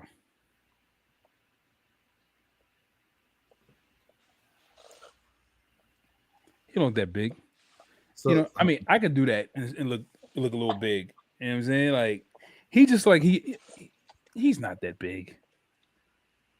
The picture I shared was huge. Kayla says, I'm not sure if it's been mention as I just tuned in, but what's y'all thoughts about the whole Kane Velasquez situation? So Kayla, so I just I'm about to say I'm not even familiar with that one. I just seen an article about that. I don't know what happened, but I can read the article. I have that article posted here on my webpage on my browser, but I don't know what happened. He caught a Uh, body about a week ago. so so Oh, for Kane real? just so Kane Yeah, he popped got somebody. yeah, and he's being held without bail. Oh, wow.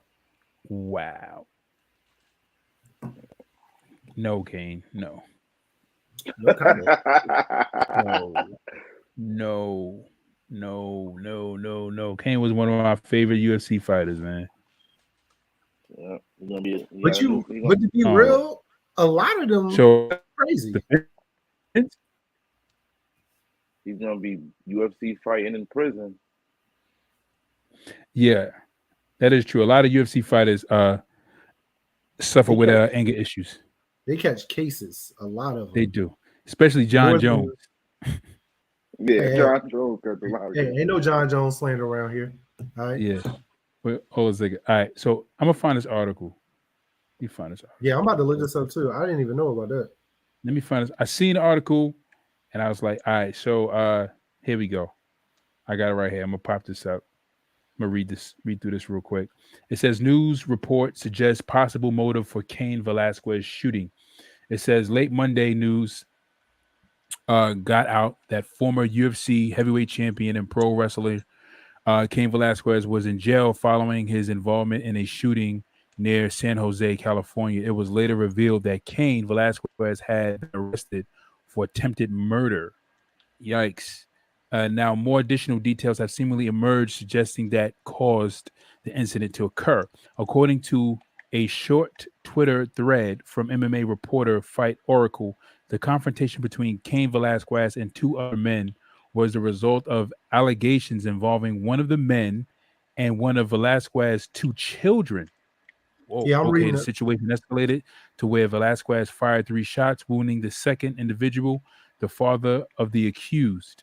Mm-hmm. Cain Velasquez Oracle tweeted, it says, the talk going around is Cain chased down 2 men riding in a vehicle. One of them is accused of abuse of one of Cain's children at daycare. Oh, okay. The Molesting. other person involved is the father of the alleged abuser. Cain shot the father of the alleged abuser, and told Cain fired. I'm sorry. I'm told Cain fired at least 3 times. I don't know if he got the 2 men confused. I don't know if all the shots were fired at the same person or at both.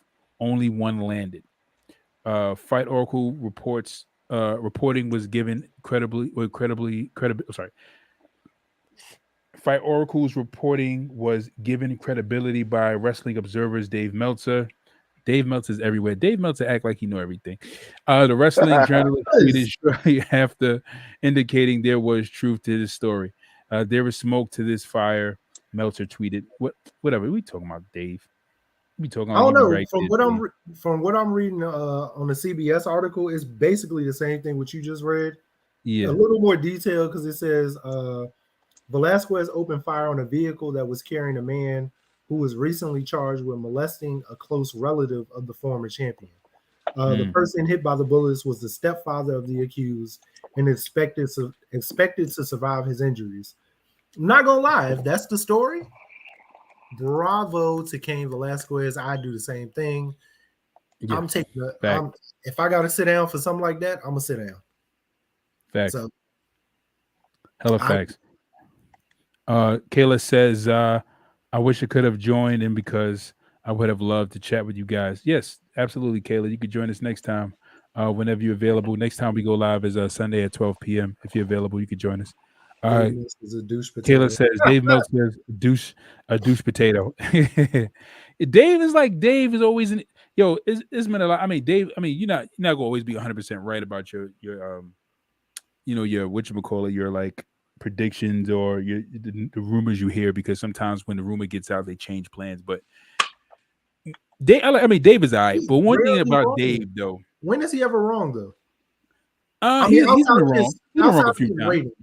Outside of his ratings sometimes are a little a little sketchy. His But ratings as a little far as sketchy. stuff he reports, has he been wrong about stuff he reported? Most of the time he's right. Most of the time Dave is pretty accurate. I can't even lie. Dave's pretty accurate. The only thing about Dave Meltzer, Dave is cool with me, but the only thing about Dave is, I mean, I was just joking around, but the only thing about Dave is just that when he gave that freaking rating to Kenny Omega, I knew that couldn't do it. I knew that I couldn't do it. But I feel like if it doesn't come from him or Sean Ross Sapp, I don't believe it. If those two are pretty accurate. Say it, then I'm like, all right, cool. That is whatever, as long as what they say match is true.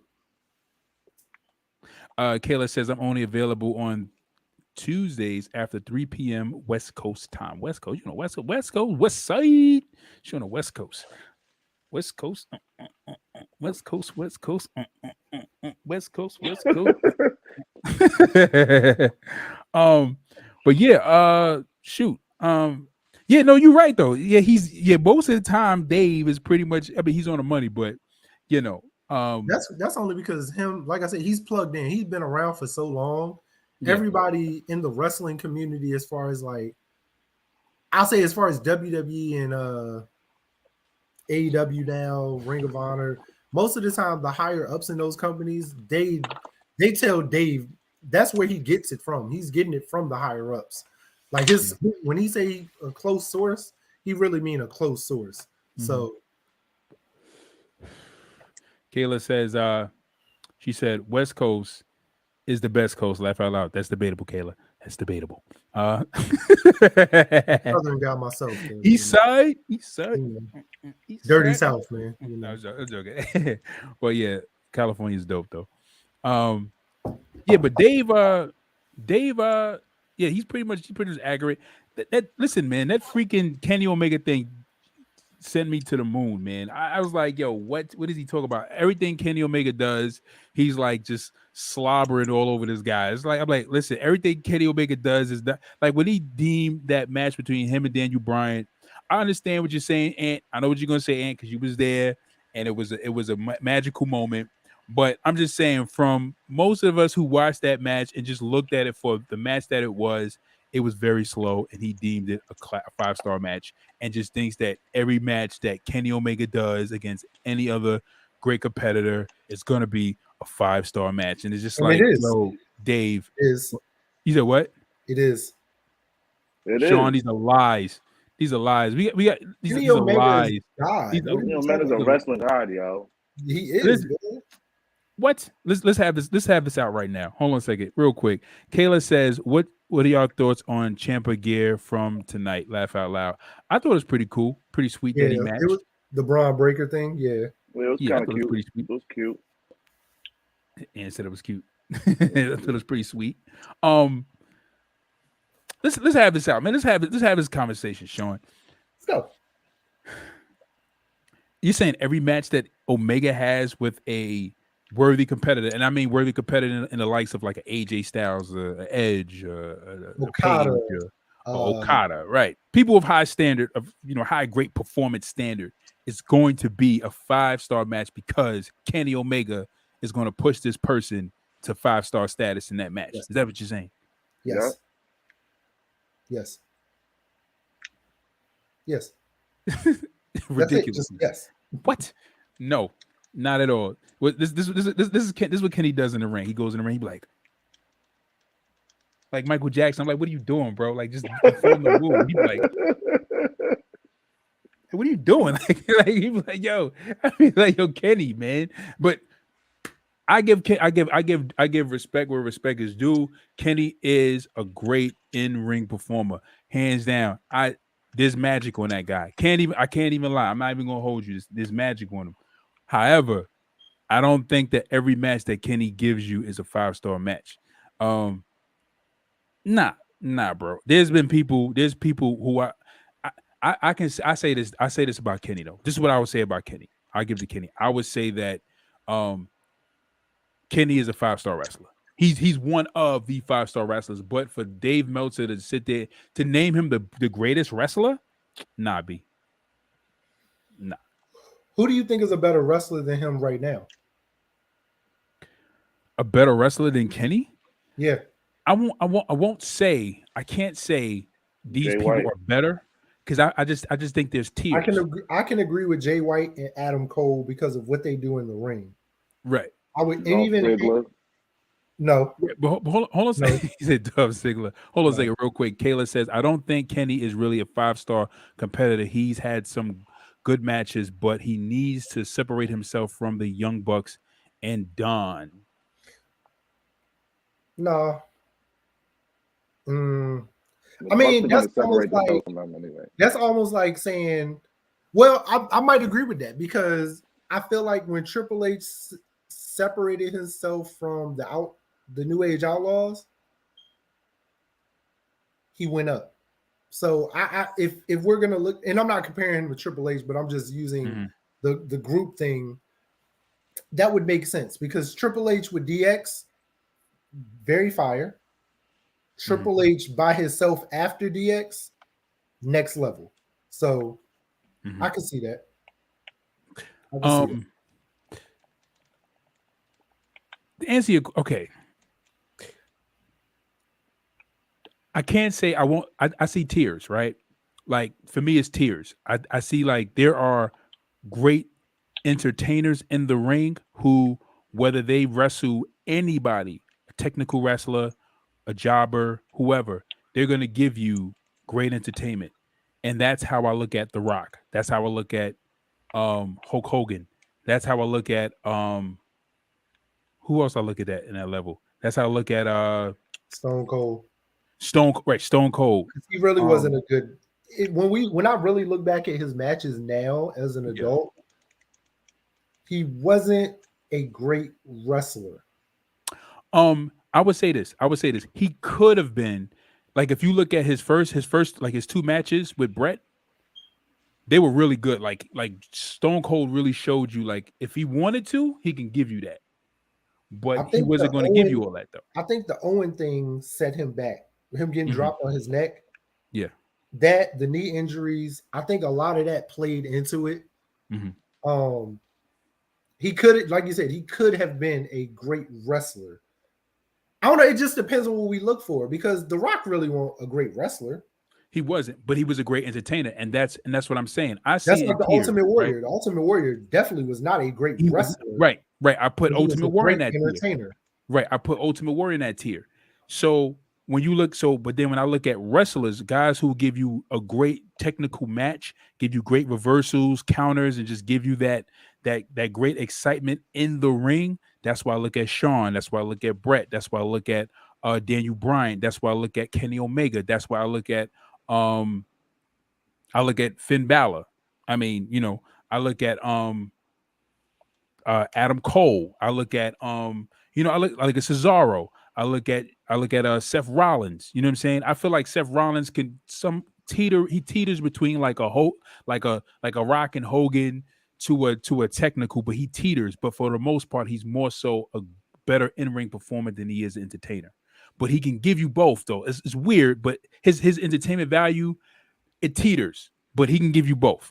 So I say with Kenny Omega, I won't, to answer your question, just to land the plane.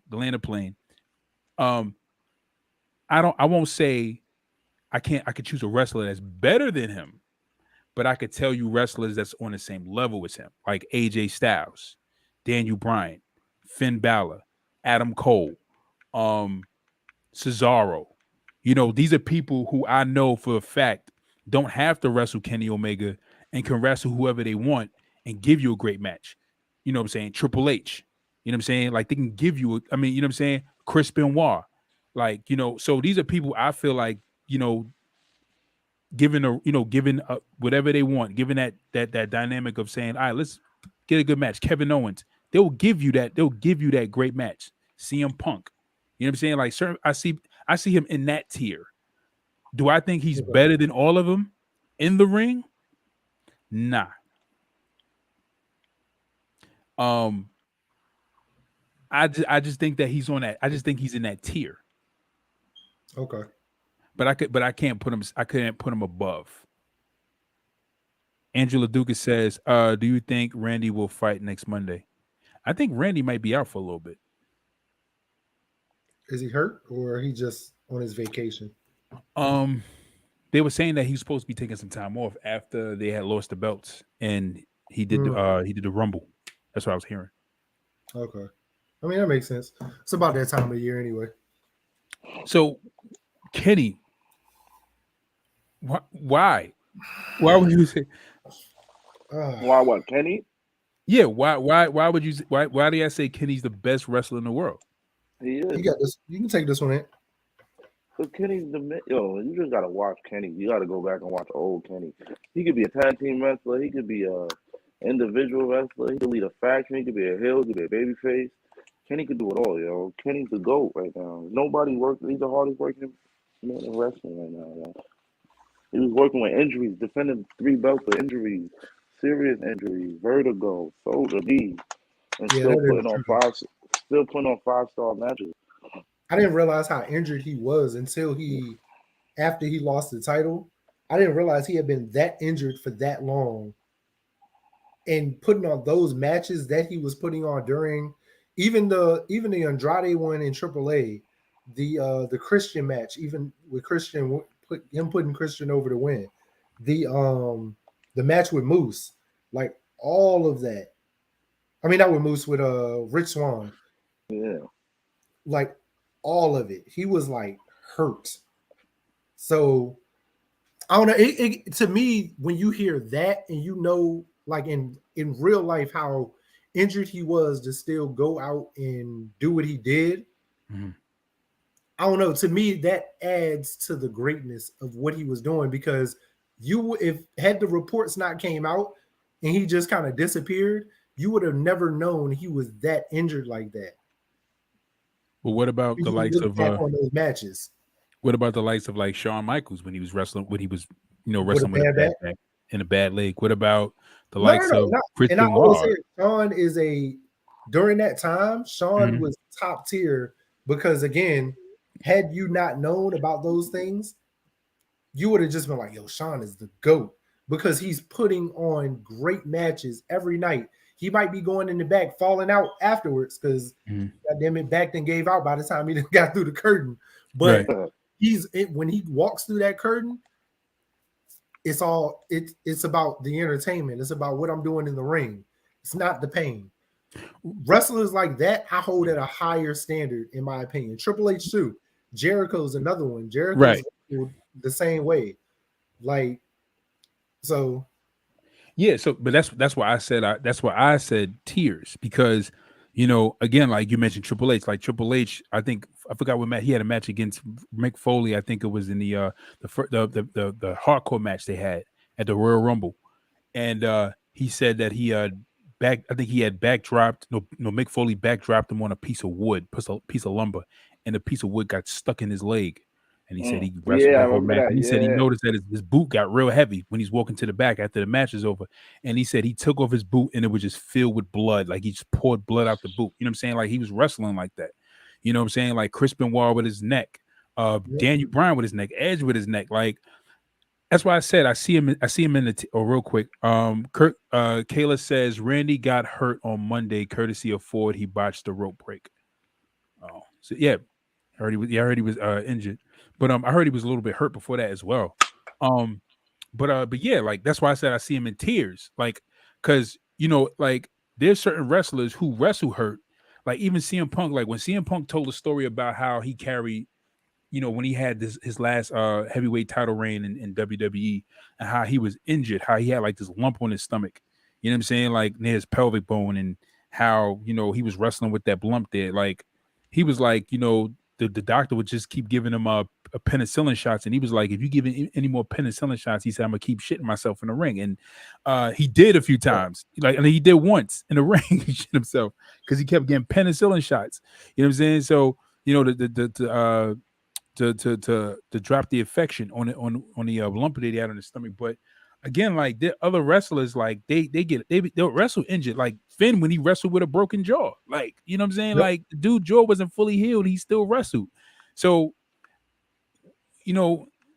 that's why I said I see Kenny in the tier. Like I think Kenny is among the great wrestlers. Like I think Kenny deserves to because I've seen Kenny. I seen one match with Kenny, and again when I see certain wrestlers wrestle, it don't take much to sit there and say, for me, like I could judge good talent. I think I'm a good judge of good talent. It doesn't take much for me to look at a wrestler and be like, yo, this guy got something special. And when I seen his match with Okada, I'm not a big fan of New Japan Pro, but that was a great match. I even told Jay, I was like, yo, Jay, if you ever want to watch a match, one of the matches you should definitely watch is his first or second match with Okada. Watch those matches. You'll like it. You'll love it. It was a great. It was like, even if you don't know the whole story, it's just the storytelling in the ring itself was just great. Yep.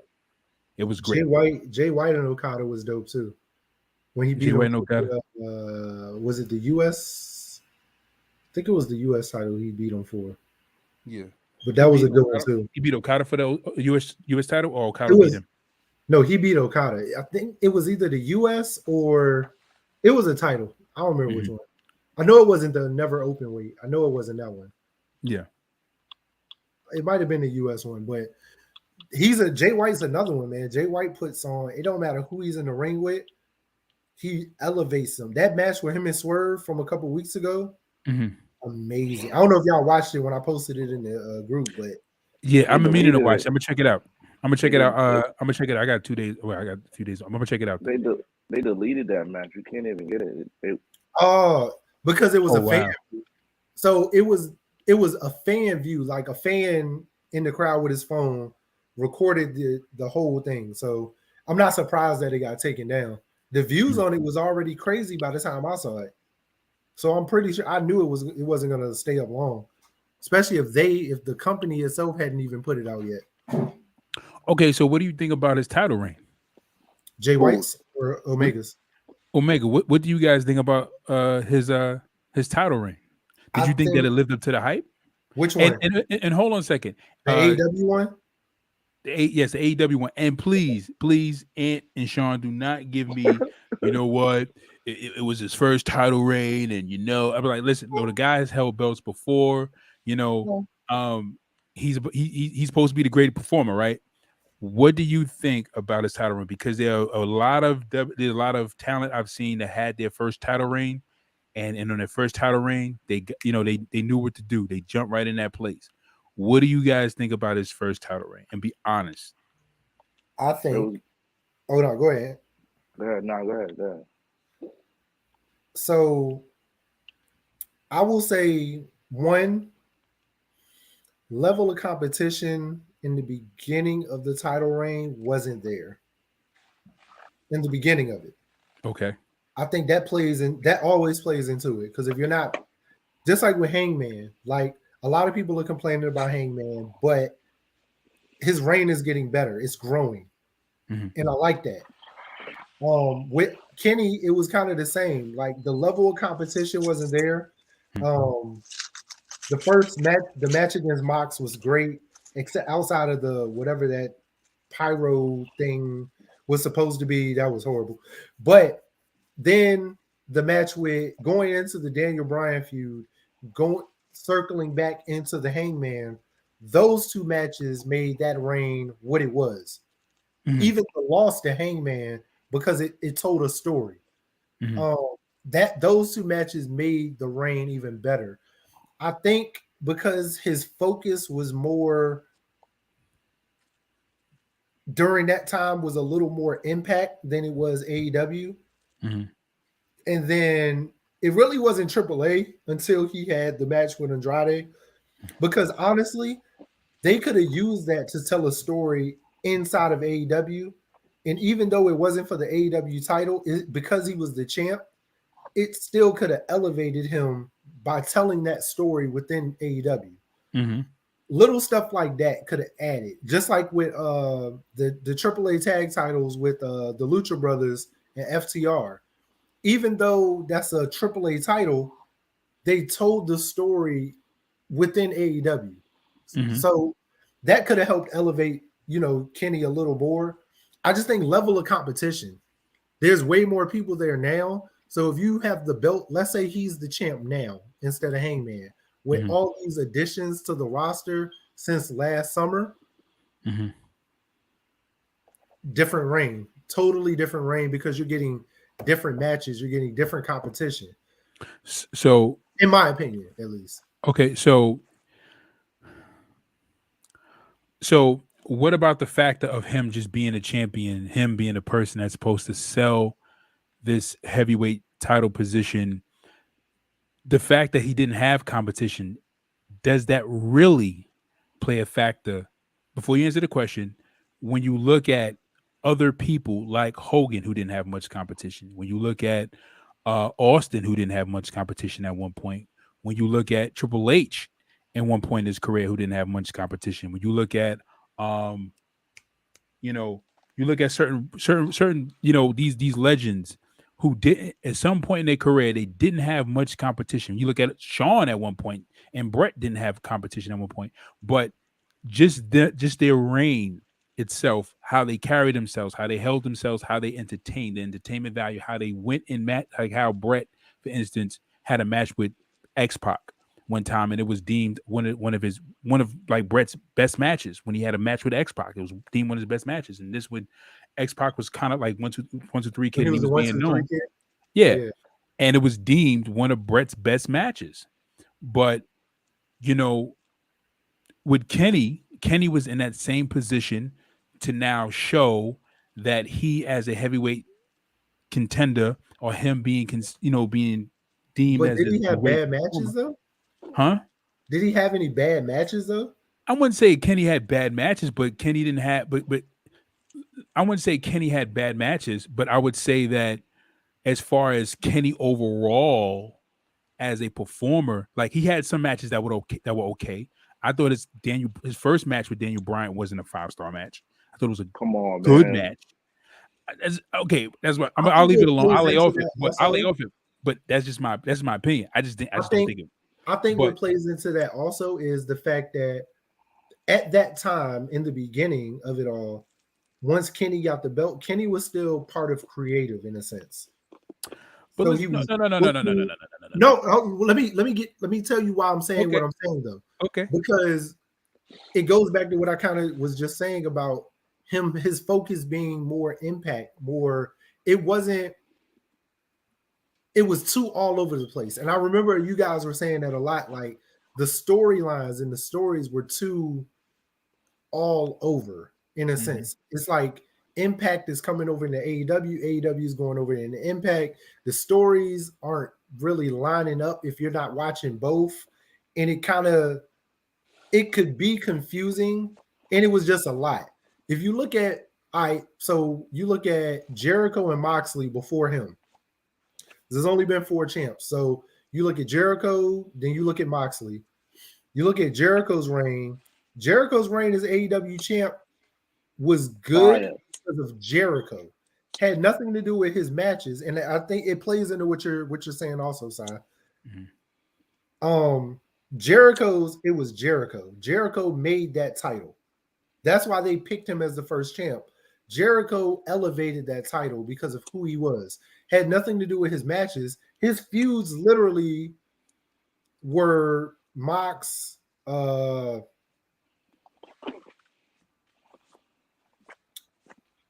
on. Cody. Did Cody fight for the title? Cody did. Cody did fight for the title. It won't even be the matches. Yeah, because it wasn't the matches itself. It was just Jericho. It was Jericho's promo. It was Jericho, who Jericho is, who he's made his career to be as the vet he is. Then we go into Mox, and we know what Mox does. Mox is crazy. Mox is another one like Jericho. Even though his matches are good, it's not about the matches. It's Mox himself. His promo work, his believability with everything. Even going into that match with Kenny, it was the build-up in all of it. Then you get to Kenny, and Kenny wins the title, but immediately when he wins the title, it's going into this whole thing with Impact. The Forbidden Door is going into that's what I mean. Like had his focus been just AEW and not Impact also, I feel like it would have been a different title reign because the focus was more here on doing as it should have been. Should have been more here. Should have been more AEW and elevating the company even more at that time. I think what they wanted to do and what they were trying to do didn't work out the way they wanted it to. That's why the Forbidden Door got closed so fast. Did y'all feel like he was really entertaining as a champion? Do you feel like he was really an entertaining champion? Hold on real quick. DJ Avery says, I totally agree with you on that.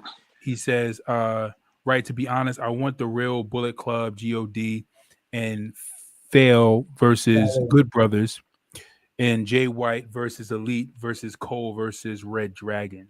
What the heck? That's a lot. That's a whole lot. That's a lot. But I get it though. do you my thing about Kenny Omega is, was Kenny Omega entertaining as a champion? Yes.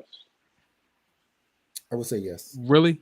To be aligned with the likes of a Shawn, a Brett, Yes. I'm not Hogan, I'm not comparing him to Punk. Better. I'm not Better than comparing Hogan. him to the 90s at all. I'm not comparing anybody right now to the 90s. No, it's not You even. It's can not compare even. Kenny to the. You can compare Kenny to the '90s. I wouldn't know. You I have wouldn't, to. I wouldn't Listen. even compare Roman to the 90s right now. No. Hold on a second. You because this is not fair. This is not fair, right? I say the reason why I say it's not fair is because you have a person like Bruno Sammartino, right? I was just about to get to that. At his time, right? Again, we are talking about different eras, but we're talking about what makes a champion, right? You know, what makes a champion or what makes a legend. You know what I'm saying? Like an icon. You have icons and you have legends. Like most of these like heavyweight, like CM Punk is an icon. You know, whatchamacallit, CM Punk is an icon. Certain wrestlers are icons, but certain wrestlers are legends because they elevated the business. Like they pushed it to like the next level. I think what Kenny did or what Kenny was doing, he was trying to push it to the next level by the open door and then going over and getting other belts. But as a champion that really brought light to it to the point where it was like, oh, this is like, wow. It was just like, yeah, but it wasn't enough. Would you, well, in that sense, would you compare Bruno's reign to Hogan's reign? Absolutely. Oh, yeah. Absolutely. I tell you why. And you tell me why. Okay, you tell me why not. So I look at it the same way we do with basketball, football. When you look at the great running backs, right? Yeah. Do you compare? I'm trying to think who's the probably dopest running back right now. What's his name with the Titans? Derrick Henry. You're right, Henry. Are we looking at Henry and then we're comparing him to Adrian Peterson, then comparing him to Emmett, then comparing him to Barry? Then, like, are we doing that? Same thing with basketball. I hate the comparison of the LeBron, Kobe to MJ, MJ to Magic to, Isaiah to all the, the players from the 67. The game, just like wrestling is the same. It changes. It stays the same, but it also adapts and changes to the point that I'm not going to compare a Steph Curry to a Reggie Miller. Okay. Or why not? Even though they both were great three-point shooters, the game was different. The defense was different. The defense for Reggie shooting the way he did was a lot harder than Steph shooting the way he is, because the defense is a lot more lax now than it was back then. Back then, Reggie was getting punched in the face right before he hit a three, or while he was shooting the three, he was getting punched in the face. So to me, it's a lot different. At the same time, like with wrestling, everything is a lot different. So with companies is different.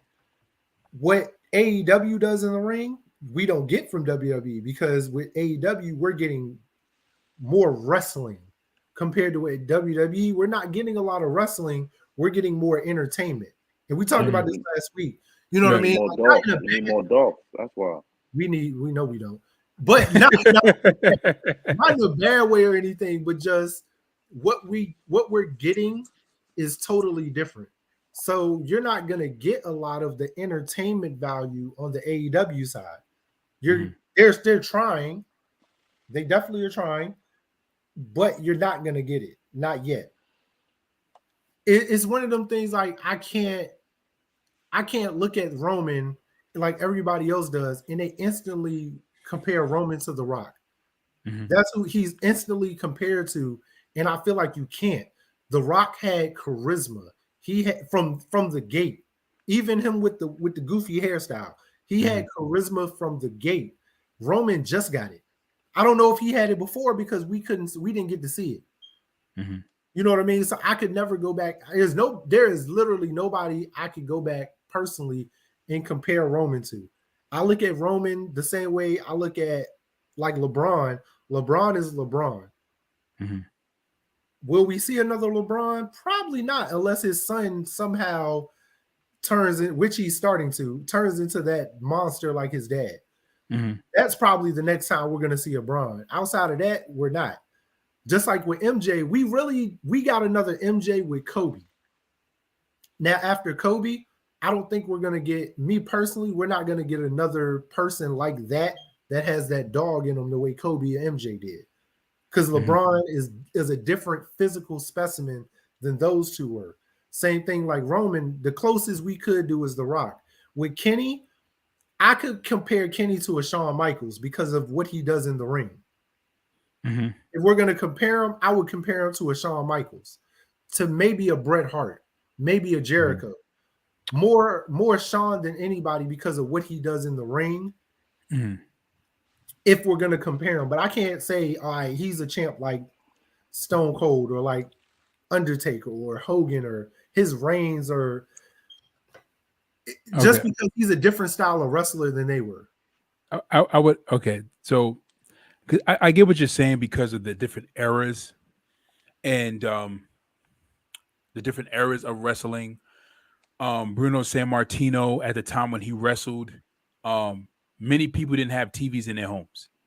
There was another guy before Bruno Sammartino, forget the guy's name, but he actually was considered the biggest draw as far as drawing more people to stadiums. He sold out Madison Square Garden more than Bruno Sammartino did, or sold out more stadiums, I should say. Well, no, it wasn't Madison Square Garden. He sold out a bigger arena than Madison Square Garden, and arenas more than Bruno Sammartino. I forgot the guy's name.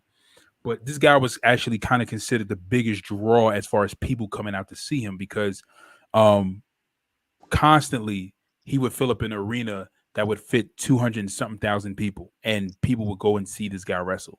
And this was like in the early 1900s, right? Not 1900s, but I think like a little like 1900s, like 1940 or 1930 something or whatever, around that time. Anyway, and that was before Bruno Sammartino.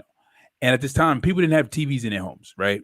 So they had to go to actually see the match. So of course he's going to, if it's big, then people are going to go see it, right? Most people are going to see it, right? And if it's a main source of entertainment, and you got a radio, and it's like, yeah, and you hear on the radio is like, come watch this wrestling match, and you want to go see something, because we are visual people. That's why people love their TVs. That's why people love their phones, because they like to, scroll through pictures and images on their phones constantly. Why people are so addicted to their phones. But visual people are going to go see the person, right? So you got Hogan, right? You got Bruno Sammartino, who elevated the game in the sense that you got this guy, I forgot his name. He elevates the game because a bunch of people go see him. You got Bruno Sammartino. He elevates the game because, he has people coming to see him. And then not only that, but he's selling out Madison Square Garden. People don't want to see him lose a belt. People literally cried when he lost the belt, right? But then you got Hogan, who came in and made wrestling, when wrestling left the mainstream eye, become more mainstream. He brought it back to the mainstream. He elevated the game, right? So, you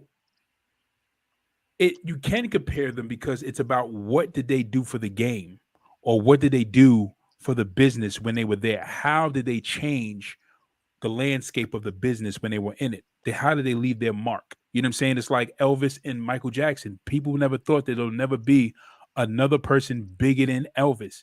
Michael Jackson came out and became the biggest artist in the world. You know what I'm saying?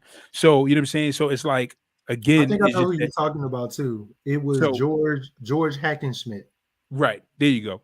So my thing is that when I look at a champion and a champion goes and says, I'm the greatest wrestler in the world, like I'm the greatest wrestler that ever, it's just like, okay, well, let's look at your stats. You know what I'm saying? Like, I look at Austin. Austin had one of the shortest reigns, but one of the most impactful reigns. You know what I'm saying? Like, he had very impactful reigns because, again, what did Austin do? When WWE was in a big decline, people wasn't watching WWE as much and they were hooked on WCW because of the NWO. You know, his feud with Mike Tyson push people back into the perspective of, you know, putting WWE back on everybody else's radar. People started watching it because of Austin. Austin brought eyes back to WWE. He brought WWE back to the mainstream like Hogan did. You know what I'm saying? Rock, Triple H, they were two wrestlers who kept people's eyes in the mainstream. After, like when Austin wasn't there, they was like, well, who's going to take it over? You had The Rock, you had Triple H having this, you had The Rock who was like this great baby face, and you had Triple H was like this great heel that WWE has never seen before. You know what I'm saying? Like, so it's about the impact that they leave, and that is to be compared amongst legends. It's the impact, because you could be a champion like the Miz. The Miz is a great champion, but what great impact did he have? You know what I'm saying? Like, his impact, he didn't, you know, again, it's just like you look at you look at Brock Lesnar. What impact did he have? Like again, Brock had a big impact because Brock went to UFC. He was a former UFC champion, WWE champion that went to UFC. Now he's a former UFC champion now in WWE. That's an impact. So those things are to be compared based on if you're looking at a wrestler and saying, what did they do for the business? Because anybody can hold the belt. Like, we look at Damian Priest, right? Damian Priest held the belt for how long, right? But what impact did it have? But then you have a person like John Cena, who was a you know, former WWE champion. He holds a United States champion, presents this U.S. Open challenge, and for that moment, he had a moment of grace. In that PG era where everybody hated him, he had a moment of grace where people started to like him again. Even I was entertained, and I was an ex-Cena fan, but I was intrigued by what he did, and I was like, that's a dope idea. I'm intrigued, and this is why you're John Cena. This is the reason why you were the man. You know what I'm saying? This is the reason why you were who you were, because of this great idea. Now, mind you, granted, it could have been somebody else's idea and he took it.